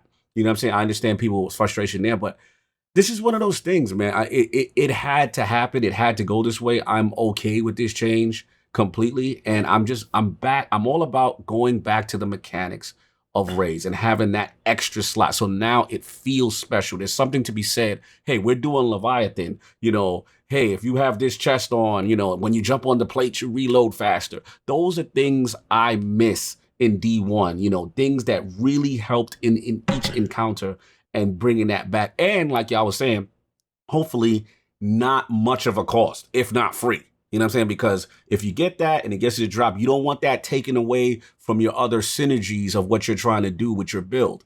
And the last point, I love the fact that the reload stuff, they're taking all that extra RNG of the, arc, or, do you have the arc thing, and do you have the void version of the reload? All that deep layers of RNG are really unnecessary. So thank God those are gone too. So with this change, I am super pumped, man. I really enjoyed this one. What about you? Where do you stand? Yeah, no, I mean, to clarify, that's what you guys have both said it is the weapon-oriented mods, hand cannon loader, ammo finders, scavengers, reserves. It seems like all of those are just going to be generic mods not related to any armor. So finally, you can use rocket launcher and, sword, which I know that doesn't actually make any sense, but like you can use, it doesn't matter which one's with. It doesn't matter, which is like, and they said, we've had this feedback from the beginning of Armor 2.0. I'm like, no kidding. Like, we said this as soon as it launched. Like, why is this limited? We're like, oh, well, we didn't want you to have pages. Like, we have pages of everything else, 20 different currencies. I think we'll figure this one out. So the fact that they're finally on board I'm excited about that one for sure. The enhanced mod rebalancing, take any normal mod that has an enhanced version. It's now the normal mod. But they're also saying they're like, slightly raising the cost of some, which I'm like, so you picture like enhanced hand cannon reloader, I think is like 5, normal reloader is 3, so I picture this being 4. 4, right. But having the effect of what enhanced would be, right? That's the key. The potency goes up still. I'm with Paul on this one. Is like I either want more energy to work with, be it 12, 13, 4, I don't know what the number that's going to balance everything out, or lower the cost of some of these things, because if you go, if you went say you have 2 weapons and arms are the only place to get fast reloaders, and now they're both 4, you can't even use like a stat mod on that armor now because you've just you want to work with your 2 weapons. And then add on top of that, if you're going to get raids, if those cost more than 0, you're going to be in a bit of a pickle there as well. So that's the point, is like the cost of some of the mods. I know they want to like, well, you need to go a certain build. Do you want grenades or do you want to have faster reloads? And they still feel kind of not quite balanced for, I guess, ease of switching stuff around and messing with builds a lot more frequently and just trying to have more fun of the power fantasy of Destiny. It's my joke. I mean, I'm glad to see like the 5th socket, which is cool because you'll be like, you go in the raid. If you wear the raid armor, it means you got to have more sets. So we'll see how the vault feels. But you're going to have more sets in there, but also the fact that like you go in the raid, you do stuff. Hopefully you're better in the raid. We said that like literally probably an episode or 2 ago, that you get rewarded for the content that you play. Right. My curiosity though is like, I still wish they would do something like raid armor. If you did go into the raid, you're like, hey, to use this, now you've got 12 energy. I still wish they would do something like that to have the in-game content to give you armor that has more energy slots and make that really an incentive to go do in-game. Because if it's just because the only reason I say this is somebody commented I think it's my YouTube video. It's like, if he's listening to this, like not Ian Moore or something like that. He's like, well, what if somebody doesn't raid? And then the mod that you get in the raid only works in the raid. So the only benefit is literally encompassed in that one little thing. It makes the raiders better in the raid, but it gives you no incentive to take that and use it anywhere else. Right. So you would still have your set of armor that works outside of the raid, and still that one set of raid armor is still kind of stuck in the raid. So I can see that too, but it is nice to see raid getting something specific. Hopefully we get something on the weapons as well.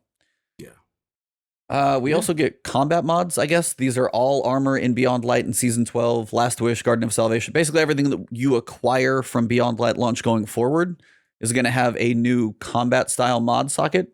These will accept all Charged with Light and Warmind Cell mods. And then the old Legacy socket for the old stuff you've got is going to use that as well. So we're getting...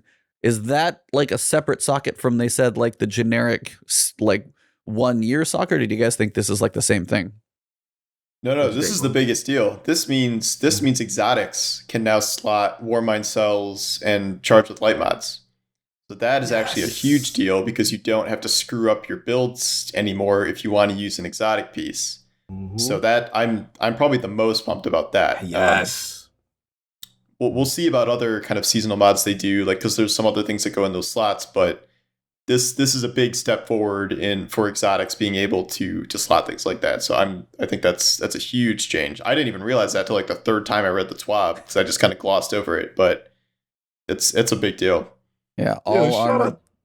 Shout out to the Destiny Dad Gamer. He said, how can Warmind cells work when Rasputin is reduced to being an exo of Mars and Sunset?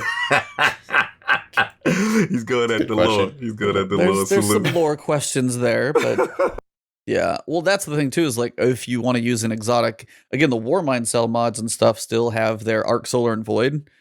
And if you've like leveled up an exotic, are you still stuck with a point where you have to like switch a more expensive exotic to like damage type? Yes. I'm still wishing the whole affinity thing would just kind of fade. We're getting part of it gone for the weapon stuff, but that affinity is still kind of limiting.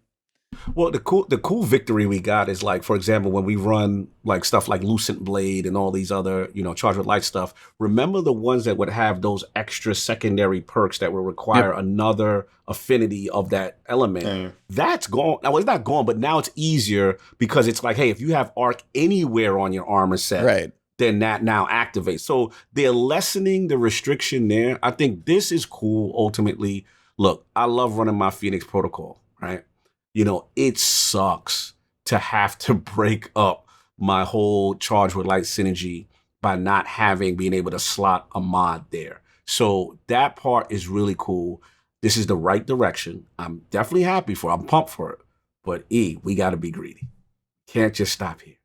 We have to get what we've been clamoring for. We have to get when it's time for the new artifact to come out.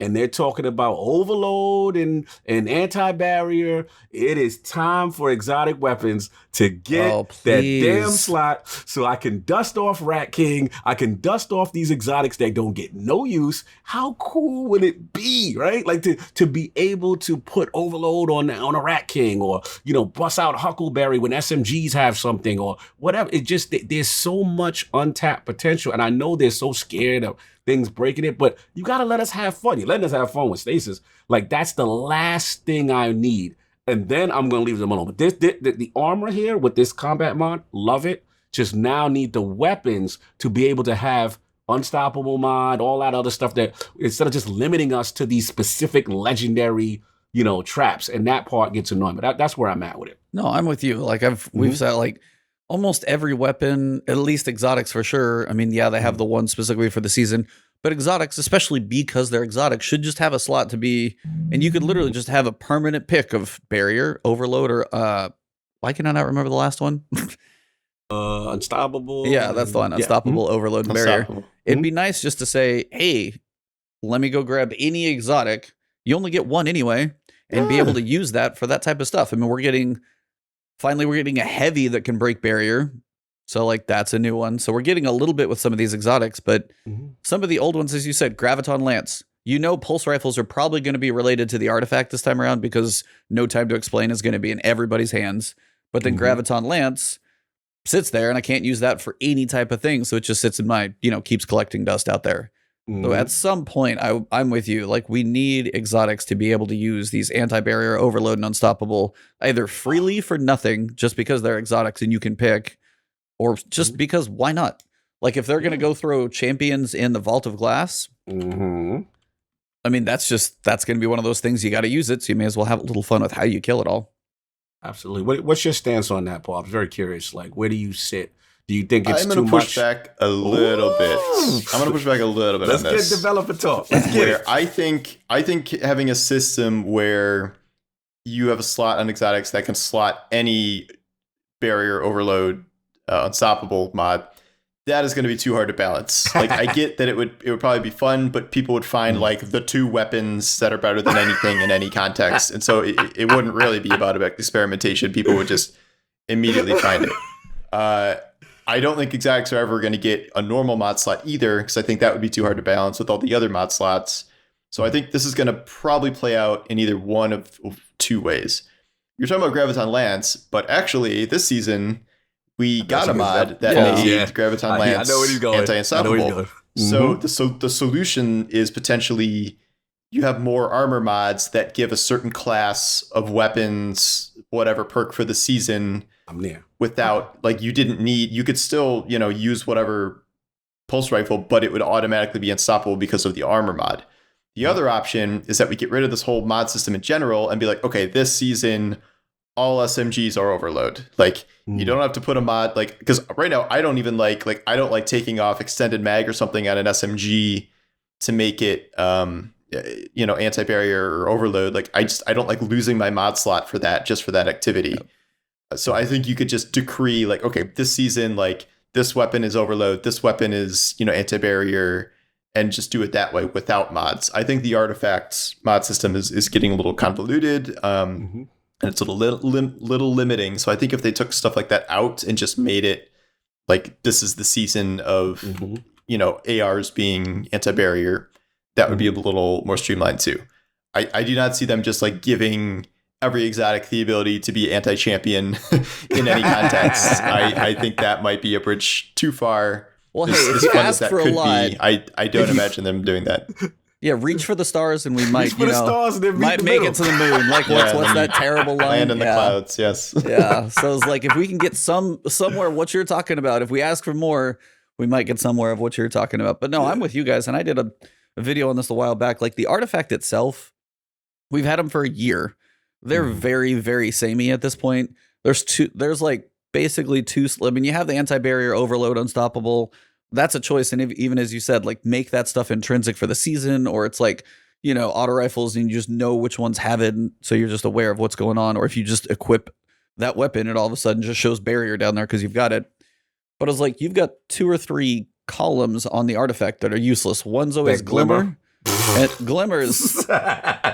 Don't even extra glimmer from Hive Knights and the most ridiculously specific stuff. Like, I'm gonna go grind glimmer. No, I'm never gonna go grind glimmer that way. And the fact that it actually costs. And then I think you said this before too, Paul. Like, let us unlock if you are gonna do crazy stuff like that. Unlock the whole thing. Feel like you'd said it, so I'll give you credit. There's no point in this 12 restriction. I can't imagine because all the most powerful mods you can't even use together because it's like two of them are 6 energy on your class item or something. Right. So like you can't even use I think like Lucent Blade and Oppressive Darkness at the same time, or it's one of those. But so like you can balance that with energy costs if you really want to, but there is no reason to restrict it to 12 because you're just automatically disqualifying at least a half or 2/3 of your mods, and you're not giving people like. Sure, I'd love to play around with like the generate healing orb on precision kills for a bow, but like, do I want to respec my entire artifact for 40,000 glimmer just to get that and like to change one mod I picked? Like that's not a good system, and I do not understand. That would also be something like throughout the season, like it would make the seasonal grind more interesting because like as you leveled up throughout the season or whatever, like you unlock a mod every like other level or something, and it would give people a reason to want to get through that more when the current system is not that rewarding at all. No. Plus past 100 you're like, oh, I get a cosmetic every 3 levels. Woo, party. Well, that's a whole other thing. Yeah, they got to do a whole new system for post 100 leveling. Like that no one ever is going to respec the artifact because they need glimmer. Because for one, you have to spend glimmer to get it. And 2, it's like, that'd be the thing. It's like, oh, I need to go get glimmer. Well, I have everything unlocked. Let me throw a few things on there. Let me grind out some hive. And it's actually rewarding glimmer dumps. Cool. I got my glimmer back up, switching back out. That would be the only way anyone would ever conceive of doing that. Right now, they're just like, you have to pick one in those columns unless you just overload the beginning. Well, and stuff like the glimmer one, those should be passives like that they put in the season pass or something. Like there's so many useless things in the season pass as is. Like put some of those in. Like you hit rank 30 and now Hive Knights give 5x glimmer or something. Like that would be cool things to put as just like a passive effect in the battle pass itself, as opposed to because no one's going to waste a mod pick and a mod slot on that. Like I they've got to have the data on it too, right? They've got to have the data on. Now that the artifact has been in the picks those, like who's really out there selecting that? So I agree. They should just allow us. Those should be passives, and they should allow us to pick what we want from the start. Because at the end of the day, Paul made a fantastic point. Like I usually pick solar plexus sometimes, oppressive darkness, all that stuff. The cost is like 6 energy. You can't even max that with anything else anyway. So it's just like like that stuff needs to be cut out, or they have to improve the process completely. So I definitely agree with that. Yeah, that's one thing I'm hoping for is just that artifact getting just some type of rework, because we've stared at next to the same thing. Even Oppressive Darkness is low. And this is the thing too, is like, hey, Oppressive Darkness, that's a very popular mod. The 2 times it's been in there, everybody's got it. We really like it. Makes you use your Void subclass, which is usually a little more support for most of the characters. Nova Bomb separate, but I mean, you get a like it steers you into one, but it gives you a benefit from having that playstyle. they said at one point, some of those mods, they're like, hey, the ones that are favorites, we're going to make them permanent. Still waiting on that one to happen. Yeah, remember that? Yeah, have they done that with any of the artifact mods? I feel like they haven't. I don't think so. That's crazy. Like, haven't seen in. That's like the idea of like, are they the permanent ones they did are like the Warmind cell and Charge with Light ones that they added. The ones like surprise attack and stuff are permanent. Like the way they added those like this season. That's Charge with Light though, technically. So yeah, it's those are the only permanent ones they've added. You get like the seasonal activity stuff. He's had the Charge with Light, the Warmind have been here, those have been interesting.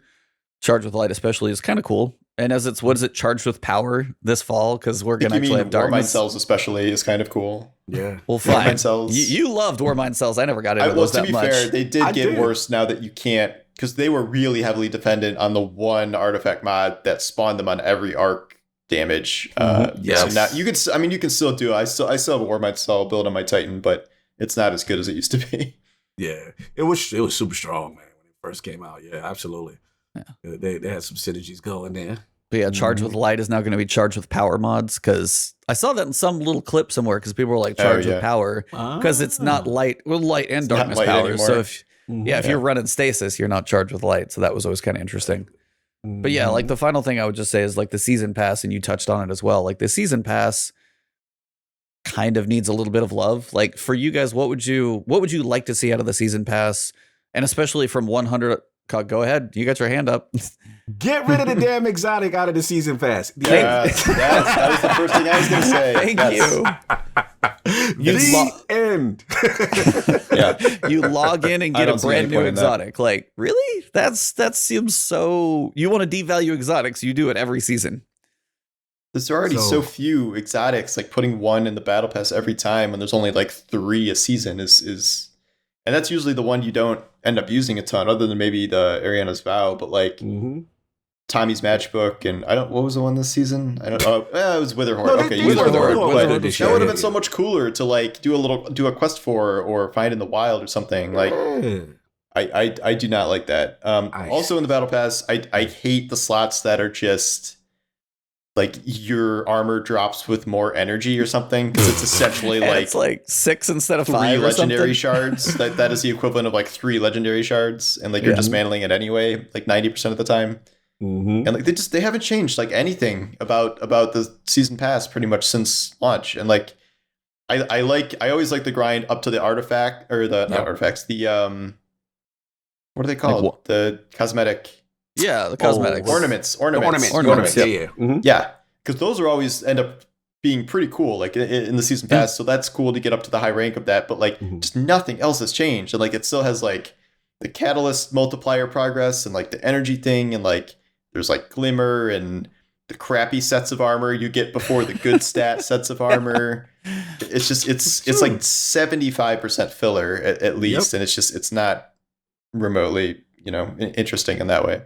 No, and it's like, and for me, I'm the same way. It's like we talked recently that like we're 6 years into Destiny, so some of this stuff is getting a little long in the tooth. But the fact that these have been so samey for 4 seasons in a row, and it's like, here, get your power. I feel sorry for the dude who was just bored out there doing bounties where he's like season pass level 1400 or whatever that guy was I've seen on Twitter, who's like 1120 power because he apparently didn't have anything else to do. Sorry, dude.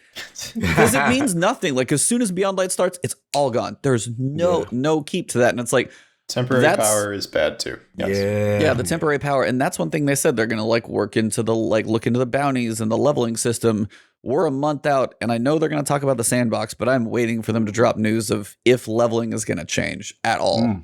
Because I mean, as we've already gone through the fact that a lot of stuff is going to the DCV.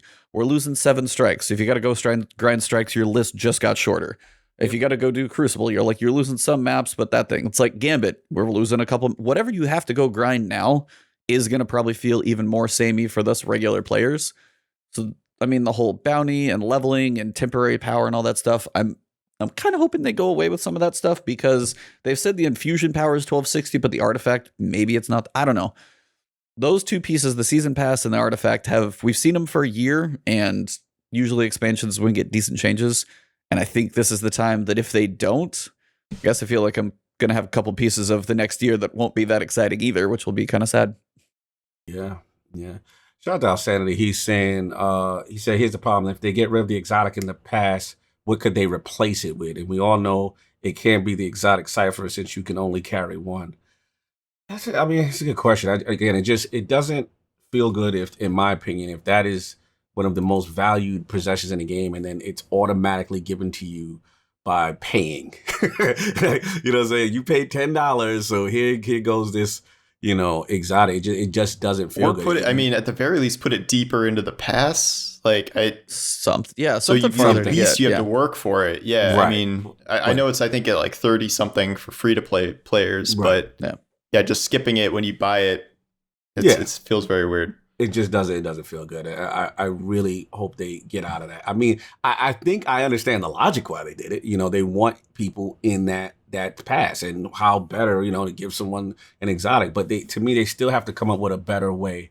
And I just think that's not it. I'm already. Me and E, we already have this philosophical agreement as far as them showing too much, right? Sometimes, we feel like, you don't get me wrong, I'm not going to be mad, but I'm such a fan, but there's a part of me that misses the mystery, that misses the getting the exotic in the wild. No one has it. We don't know what the properties are. Let's go test it. There's fun to that. You know what I'm saying? There's exploration there. And I missed that from D1. And now it's like, you get the trailer, you get the Instagram pic, you get the description in all its glory, and I'm just like, all right, you may as well get them doing game. You may as well be like, all right, so get content creators in here, get you guys previews of the weapon in action and stuff and before any of us ever have it, and that's kind exactly. I was we have 10 exotics. Do you guys think we know Hawk Moon? But I was like, how many more do you guys expect with this? This a couple, not a lot. I was like, I know Forsaken was big. That's probably one of the biggest ones. Mm-hmm. Forsaken had 13 weapons and 12 pieces of armor. Yep, I saw you did that math. So I was we're not particularly close to that. I think at least 8 armor pieces. I think they're going to do, or not 8, 9. I think. Oh, okay, yeah. So I think they'll bring one back from D1. And weapons, I don't know. I think there's 1 or 2 hidden weapons, but I'm not expecting 13 weapons. No. I was like, Hawk Moon's not listed, which would get us up to 5. And then, maybe one more if the raid is not already I would be surprised if they would give a full description of our raid weapon. They teased 1,000 Voices Divinity in a trailer once, but I don't think we had the full, this is what it's called. They did for Divinity. Mm-hmm. Did Anarchy we get it too? Anarchy should get any trailer love? Yeah, they Anarchy was in the trailer. They gotta stop giving away the whole secrets. I think it's the ice one. Yeah, Salvation's I whatever. the ice one too. It's funny you said that. Do you think that's a grenade launcher, or how do you think that? I think it's grenade launcher. Yeah. I made the speculation in my video that it was like a fusion rifle because I was reading projectile, and then as soon as I did it's that, like a lob shot though. Yeah, I was like, and then as soon as somebody's like, it's a grenade launcher, I was like, well, that's out there forever. No, it is what it is. I do that all the time. Because literally, it's portable stasis. It's stasis on the go. It's potentially power, and you charge it up. You get multiple shots that go. Kind of be curious how that one works. I will say in the trailer for the weapons and armor, we got the first tease. It's the overload shot where we got to see walking Harpy Boy. Mm-hmm. You actually got to see the shot of him, and he's kind of big. He's bigger than I don't know if he's. Blanking today. Apparently my mind doesn't work this morning. He looks kind of Minotaur sized, in scale, but with all the flare behind him, he looks a lot bigger. Got his 31 pieces of flare. Bigger than Minotaur. Yeah.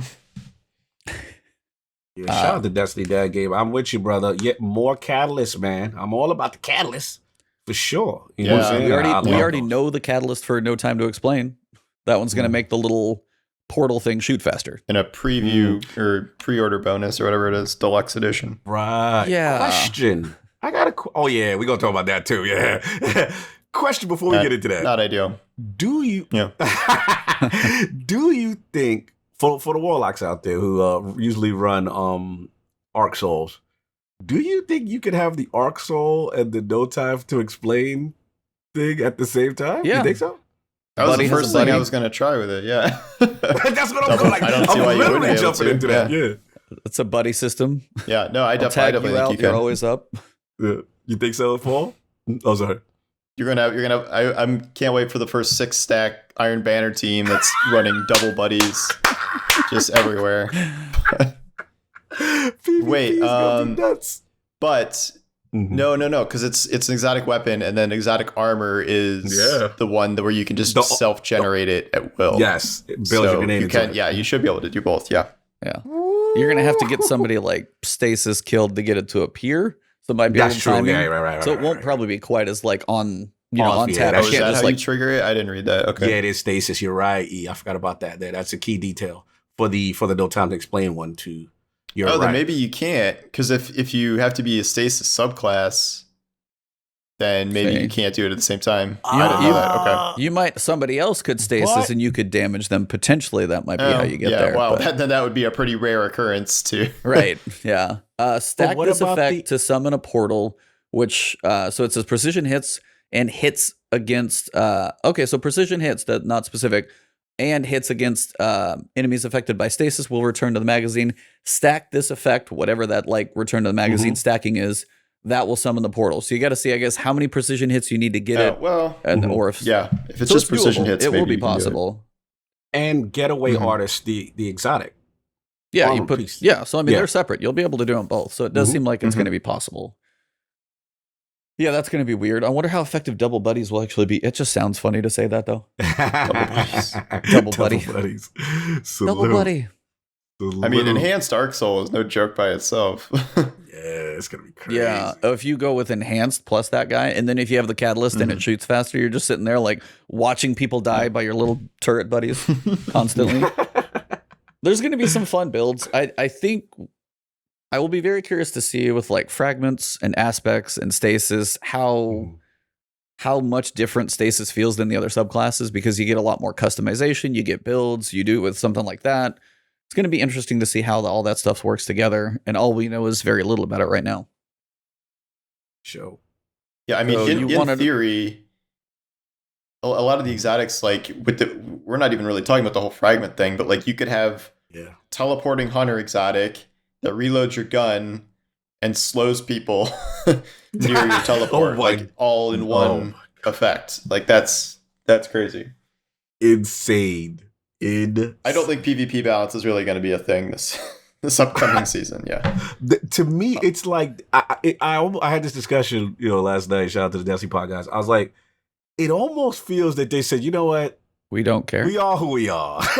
It almost like they had a discussion in the balance room, and it's like, you know what? People like mayhem. They love that mode. We look at, let's just let them go, because I really, again, I'm all about the fun. I think this is going to be so much fun in PvE. I love it. But for the balance, guys, like when Trials starts with even the Titan exotic we were talking about, right? And then all these stasis elements, it is going to be nuts. Like, it's man. It almost feels like they just said, you know what? Let them have at it, and whatever happens, and we'll deal with the repercussions after or something. Yeah, the first balance patch is going to be very interesting. Very interesting. Very. Mm-hmm. But yeah, I was going to say, you guys brought it up, the fact that you've got a catalyst in the pre-order pack. So if you don't pre-order and you buy it like same day or a little later, how are you going to, is the catalyst like farther away? What's the grind on that thing like versus a pre-order catalyst? This is like a first for not like paying for power, but like this is like a very weird one that I haven't seen them do before. Do you have an opinion, either of you? I mean, I can't imagine they're going to make it too difficult to earn and find just naturally. Like I assume they've done this, like the giveaway of weapons in the past, and like it's never very hard to find them, in the game itself. I don't like particularly have a problem with this. Like if the catalyst is broken and like all the deluxe edition people like are dominating in Crucible before everyone else, maybe, but I don't really foresee that happening. So it's mildly annoying, but probably not enough to write an article about. I was waiting for that. I was like, was Tassi gonna make that article? Probably not. It's like, don't need to poke the bear too much. There's enough stuff to complain about. Oh yeah, no, he's got like trucks and fire and see, they're not happy about it right there. See, they've got an opinion they're out not there. happy. Yeah, the joys of living next to a firehouse.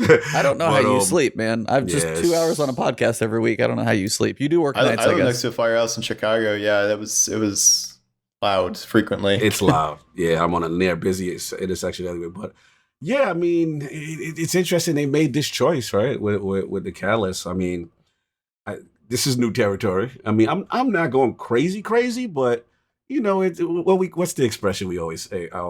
Habitual line stepping. Like they just slowly, just slowly push the envelope with certain things, and I think this won't get too much pushback, but I have my eye on them as they continue down this path. What do you think? Like, you think this is getting into uncharted territory?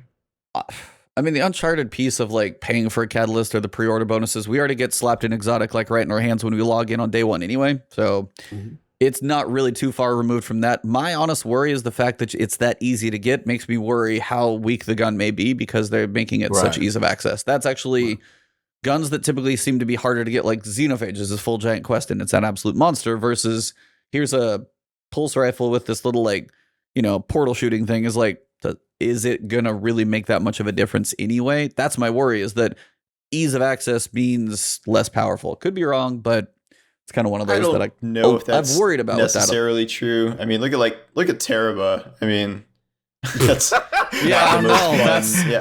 That's prime example. But like it's fair. Yeah.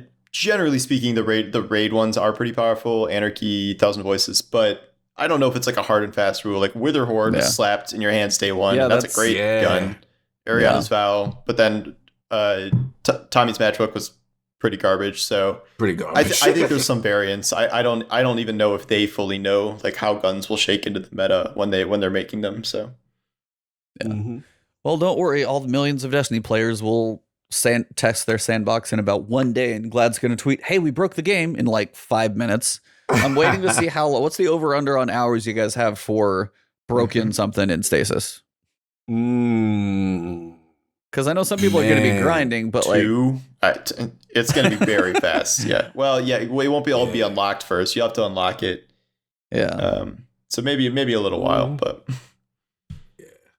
it'll be fun, man. It's gonna be interesting. All the people are gonna come up with some real creative stuff. And they're prepared for it. This is the route they want to go. I'm all about the sandbox changing in dynamic ways. So there is a part of me that is excited that they're going this crazy, this zany. You know what I'm saying? So I want to see it in action. But yeah, you best believe there's going to be a lot of things that people discover and break and get into areas maybe they shouldn't be and stuff like that. So we'll see how it goes. But it's gonna be fun regardless, I feel. Well, it's always the days when we have like 13 things to try and get through, and I feel like we've got to work through a list. We're kind of getting towards the end. Yeah. I feel like anybody have any questions out there? News just broke on something. Oh no! Yeah, I was like, he's like leaning up, checking Twitter, and be like, and "Something's added." No, I will say this though. What I thought, I mean, not major stuff, but when they talked about the maintenance and they talked about, I thought that length of time was interesting. Well, I mean, we're going to have to re-download the whole game, so it's going to be slightly substantial. Yeah, it's like, what is it, like 15 hours of downtime, something like that? Yeah, no, well, I'm not surprised given what they're doing. Yeah, we understand. I just felt it was interesting, like, this is probably the most downtime I've seen. You know what I'm saying? And, again, all, in my opinion, all necessary. We know what's happening. We know stuff's going into the vault. We understand the back end stuff that will require that length of time, but this will be the first time I'm like, oh wow, I'm not going to be playing for a bit. It's going to be weird. I can almost guarantee you something is going to break. Like I think it's going to launch and there's going to be something wrong. Just with the amount of stuff they're doing and the amount of changes they're making, I think it's almost impossible. So, well, yeah, especially working from home and test environment slightly different. Yeah. This is a big one. The big offline maintenance going on. So salute to the backup team. If anything goes wrong, they've tested it before and they were able to restore things if things they roll back up. And take everything out of the content vault. You have to re-download the 120 gigabyte version of Destiny. Oh, that would be pretty terrible. I guess, do you guys expect there to be a live event at the end of this season? We've only got about a month left, and you have I that think week so. buffer before. I don't know how big it'll be, but I think there might be. I just have a feeling, but we'll see. Mhm. Do you think it's just like the director I don't of the know what it planets was. just like explode and then it goes black? Slowly explode. That would be kind of awesome, but Yeah, it'd be kind of dope. We'll see, man. I mean, I kind of hope not, just because I'm a little burned out on those.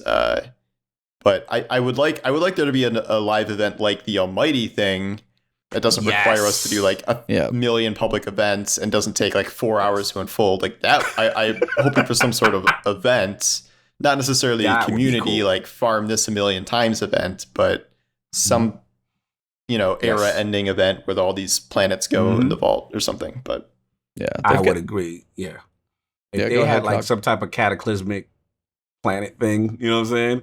And, you kind of see that in the login. like beyond and Mercury again, at this time, and like it's like consumed by darkness or something like. yes, It boots you to yes. orbit. and you have I to don't know. respawn, and you just go to orbit because your ghost revives you or something like that. Yeah, exactly. Like it would be dope because I want them to expand. I think the concept of the Almighty event, really resonated with me. Obviously the execution could have been faster, but I do like that. So I want them to kind of implement that in world events. And we know this is a big one. Darkness is here, they're arriving, planets are going, evacuation quests. We can get something like that. I mean, hey, that would be a cool implementation. We'll see. E? Yeah, that's kind of my hope. I mean, as you said, you're losing not quite, but next to half of the game. So I feel like it's got to go out in some type of fashion, not just like servers go down, planets gone. There has to be some explanation, be it lore. The pyramid ships are parked there for a reason. They're in the skybox for a there has to be something to that. Whether it's just like you look at the pyramid ship and it's just this like blinding light, or it goes completely dark and it sucks the light out of the planet. Some way for them to do. I don't know. I think as you said though, it's like go here on Mercury, go here. It's like, or are all four going to happen at the same time? You just have to pick your planet, which would talk about. I would not week, sure yeah, where. It'd be cool to do it over the course of a week or something, like each day, some new planetary event. I don't think anything's getting destroyed because if they do want to bring stuff back out of the content vault, like, I don't know, maybe it's just like darkness quarantined or something, but I can't imagine they're just going to be like straight up obliterated. Right. Mercury's just like, Mercury, that can be obliterated. Whatever. that little baby sparrow lap. Hey, at least it's a sparrowable lap now, so you can drive on it. But no doubt. What's up, Justin? What's up, brother? I'll tell you that in the building. What's going on, what's bro? up, man? Nice. Chilling. Yeah, man's over here just like doing bench presses of like houses over there. He's cool. He too busy making fun of my warlock exotics. He's a beast. Yeah, but that's, I would say, like, for our guest's sake, since he's got all the podcasts in the world. He's got like 6 more podcasts to do. Yeah, he's just podcast all day, Saturday, Sunday, back to back. I gotta write at least one more thing. Yeah. all of a sudden, there's like a new episode of hiatus after this. After tonight, you deserve it. You've earned it. Yeah. So, well, that was like no, it's fun though. It always feels odd to like kind of have so much to talk about and then yet not have as much as we think. We do it, and we do it every time too. It's like if I feel like there's like we've got all these like 10 weapons to get through, festival to talk about, and we've got mods, and we're all of a sudden we're like, and then we can talk about food for like 45 minutes, and like podcast goes long. Random tangent. Yep. Weird stuff. Paul's all about the business. Knock it out. I got another podcast to get to. Let's go. Facts, man. It's gonna be a good one, man. We got a lot of stuff to look forward to. Looks like they're giving us a little preview for the joint, but it's like you said, like usually when it's these big type of twabs, we get nervous that we're gonna spend so long, but we actually knock it out. But when it's a light twab and there's nothing going on, we actually go off on a tangent. So it's kind of funny. But yeah, I'm hyped, man. This was a good week. A lot of information. Got a nice trailer. Got a lot of stuff popping. And yeah, man, I'm pumped. I'm pumped up. Like we're in that final stage. Those last couple of weeks right before release. Yeah. And this is when the excitement and the hype train starts. So unfortunately, it's the preamble to an absolute week of chaos for console launches, Destiny, and 14 other games at the same time. So it feels like the calm before an absolute, literal, just giant storm. So I'm excited. It just would have been so nice to be out in September. Like that would have just been right now. Such there's good nothing timing going on. Yeah, exactly. Facts. Yeah. Do you guys expect full length seasons? I think they have to shorten them to some extent. Yeah. Or probably at least a week or two, depending on how it goes. But because I don't think they want to keep this November date for expansions. No, so I would by imagine definition, they would have to be shortened. Which is good, because Well, I think there's a lot of dead time at the end of seasons anyway. So yeah, I was like, they feel like they sometimes stay a little long, as you said, by a few weeks, couple weeks, something like that. Trim each one by 2.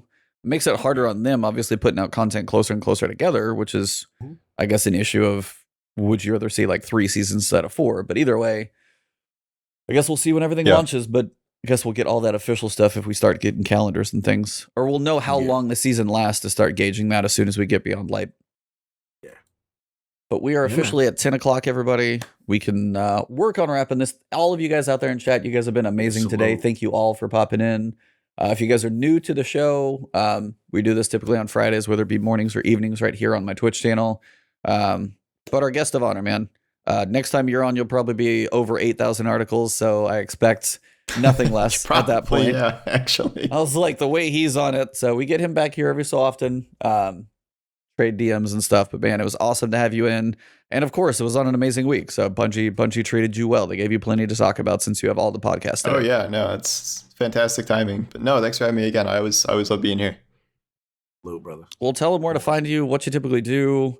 Gotta hype up that new channel you got, all that stuff. Yeah, So. YouTuber, content YouTube creator. channel. I know, man, making videos, talking head videos and everything. Amazing it's 2020. intros. You gotta have a YouTube channel. Yeah. I am at Paul Tassi on Twitter. I tweet a lot, mostly about Destiny and lately about Genshin Impact. I write articles for Forbes. You can just Google my name. They'll show up there. And I have a YouTube channel, which does not have a custom URL yet because I am having problems with that. So just look for my YouTube link in my Twitter. That maybe is the best way. And then I wrote some books on Amazon you can check out as well. So a lot of different places. Yeah, always a pleasure, man. Have you in the round, man. It's always a good time. Always great takes. And you were on the side of the good guys today, so I'm very pleased. Oh yeah, he won the exotic battle today. So that's my man right there. Go buy Paul Tassi's books. You want a good sci-fi book? He's got 5 of them on Amazon. Audio book form as well, man. Take them with you on the go. Read one of these man's books, please. Absolutely. Thank you. Hero Killer 2 is out there now. That's the most recent, I think, right? GMD. That's my new one. There's one trilogy and then one 2-book series so far.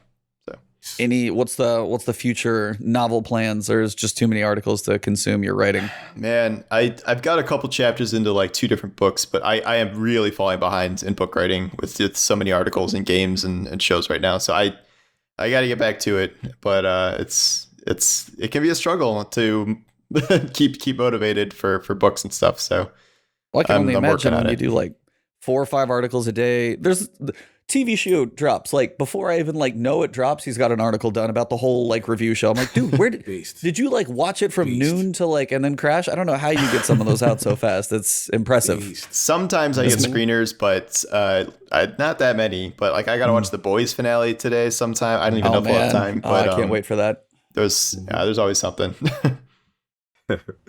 No doubt. Well, Cog, where are they going to find you? What do you got coming up? Iron Lords, any other podcasts? I just do this podcast. Everybody else in this one is like, I do multiple podcasts every week. I'm all over the place. I'm just me today. So, Cog, tell them what you got. Like, what's your other 2 podcasts you're going to be on? What are your guests? Where are you going to be? You're funny. Listen, man, first of all, shout out to Paul for coming through, man. Always a pleasure, man. Huge fan. Always honored to have you here. Get your fresh takes and talk Destiny. It's exciting time. So salute to you on that. And Forbes is killing it, man. You guys you're the gold standard over there for gaming. Keep up the good work, man. Huge fan of your work. For me, man, just old Lord Cognito on Twitter. You know what I'm saying? Our Lord podcast every Sunday, the Lord's Day, 11. Actually, this week, 10:30 a.m. Eastern. Special time. Special guest. We're gonna have Miranda Sanchez from IGN. She's gonna be in the realm, so we're gonna talk. Yeah, it's going to be real cool, man. So check it out. We're going to get her journalistic history and then also talk about the latest in gaming, PlayStation 5 teardown most likely, We're going to talk about this potential Microsoft partnership with GameStop. Seems kind of interesting. Yeah. And a couple other topics in the gaming interesting. Dizzy, I didn't even tell Dizzy. Look, Dizzy in the chat. He's like, oh, yeah, we got Miranda. Miranda's going to be, she's good people, man. Salute to her. So, please tune in. Again, 10:30 a.m. Eastern Standard, Iron Lord Podcast on YouTube and on Twitch. We simulcast. And the other podcast I do, of course, is my man E. You know what I'm saying? The Last Word. Always one of the funnest, best Destiny podcasts to do. And also, guys, salute for all the support for lordsofgaming.net, man. Really, we're starting to grow a little bit as a young site, get some stuff going on, man. Got recently Open Critic and some other things. And salute to the team, salute to the writers. Dizzy's one of our editors-in-chiefs. He's in the chat. These guys, again, for the gamers, by the gamers, doing a lot of great content, some cool articles up. Thank you guys for supporting. That's pretty much all I got, man. Salute to the chat. Chat was on fire today. I saw Gamma in there, Mary's in there. You know what I'm saying? Like, it was real cool to see, man. It's good to see you guys supporting the channel. It really, really means a lot to us, man. Me and E puts a lot of work into, man. So what you got? I try to get it going. But yeah, thank you guys this morning. By the way, don't leave quite yet. We got to go send the love to another Twitch channel. So hang out after we finish the recording. We're going to send a love a couple other places. But for me, I actually did get to be part of the Outriders Ambassador program. So I am going to be covering that. So that was kind of humbling, and I was beside myself when I got the invite, and I was like, you get to a certain size on YouTube and you're like, I get a whole lot of crap spam. I'm like, none of this looks real. You try and be like, are you real for a reply? And you're like, nope, you're full of crap. I got that email and I was like, this actually might be real. So then I replied, and like it's actually a real thing. So I'm excited. And honestly, like for looter shooters and stuff like that, it looks like it's got potential with some skill trees and classes. So another thing to sap away my time, but that thing is coming out February 2nd. So it's actually got a good release window of space, which I'm happy about. So yeah, that's super proud of you with that, man. That's huge. I love that. Yeah. You know, looter shooter community, we need more representation. Again, I love what Paul does, because again, you guys are the looter shooter, keeping the genre going. You know what I'm saying? Like, I love it. So whenever I get your takes, both of you guys, you know, I really value it. So E, salute to you on that, man. That's big. Outriders, you know, it got some potential, man. So I'm curious on your assessments and breakdowns. Apparently I'm getting some inside scoops, so I'll let you guys know as soon as I can. Yes. No NDAs, of course. Got to respect all of those, you know? Come on. No, that's one of those things. You ever get an opportunity, don't screw it up. That's all. That's the best way to do it. But other than that, you guys know, right here on Twitch, if you guys are new to the channel, hit that follow button. We do this every Friday. Amazing guest always, Paul. Thank you very much. I botched the start of the intro, but I think I finished it pretty strong. So came on strong. Good. How you finish? Of course, Cognito. Go watch Iron Lord's podcast. Of course, amazing guests on there, great chats and everything. So, man, we have fun every Friday. And Paul, it's always good to have you on. I know I talk to you occasionally in DMs about random stuff, but yeah, getting to chat with you for a little while, stealing you away for your 18 hours of podcast, man. Just save your voice, get some water with lemon and honey. I don't know what you got to do, but take care of the vocal cords. And for me, costs. Yeah, you can find me on YouTube, Twitch, Twitter. It's Ibantis everywhere. Shout out to you guys in chat with some of the new sub badges. The cheetah paws are in there, so they're roaming around. Justin, man. IRL Titan it was up in there, man. Oh, I know. Salute to him. Yeah, salute to him, bro. Yeah, shout out. Can you not make the rest of us Guardians look as bad? You're too swole for everybody. He's killing it, bro. Just calm down. I still got the COVID belly. Stop, relax. Well, here's the thing. You got your buffer of 2020. If you don't look pool ready by next Guardian Con, that's on you. You got 8 months. So I got a while to go. So Justin out there, stay swole, and I think we're gonna wrap this thing up here, and then I'm gonna finish the recording, and then we'll send you guys over to another channel, because we got a lot of you guys. We got to spread some love. So for this episode of The Last Word, episode number 123 for October 9th, it has been The Last Word.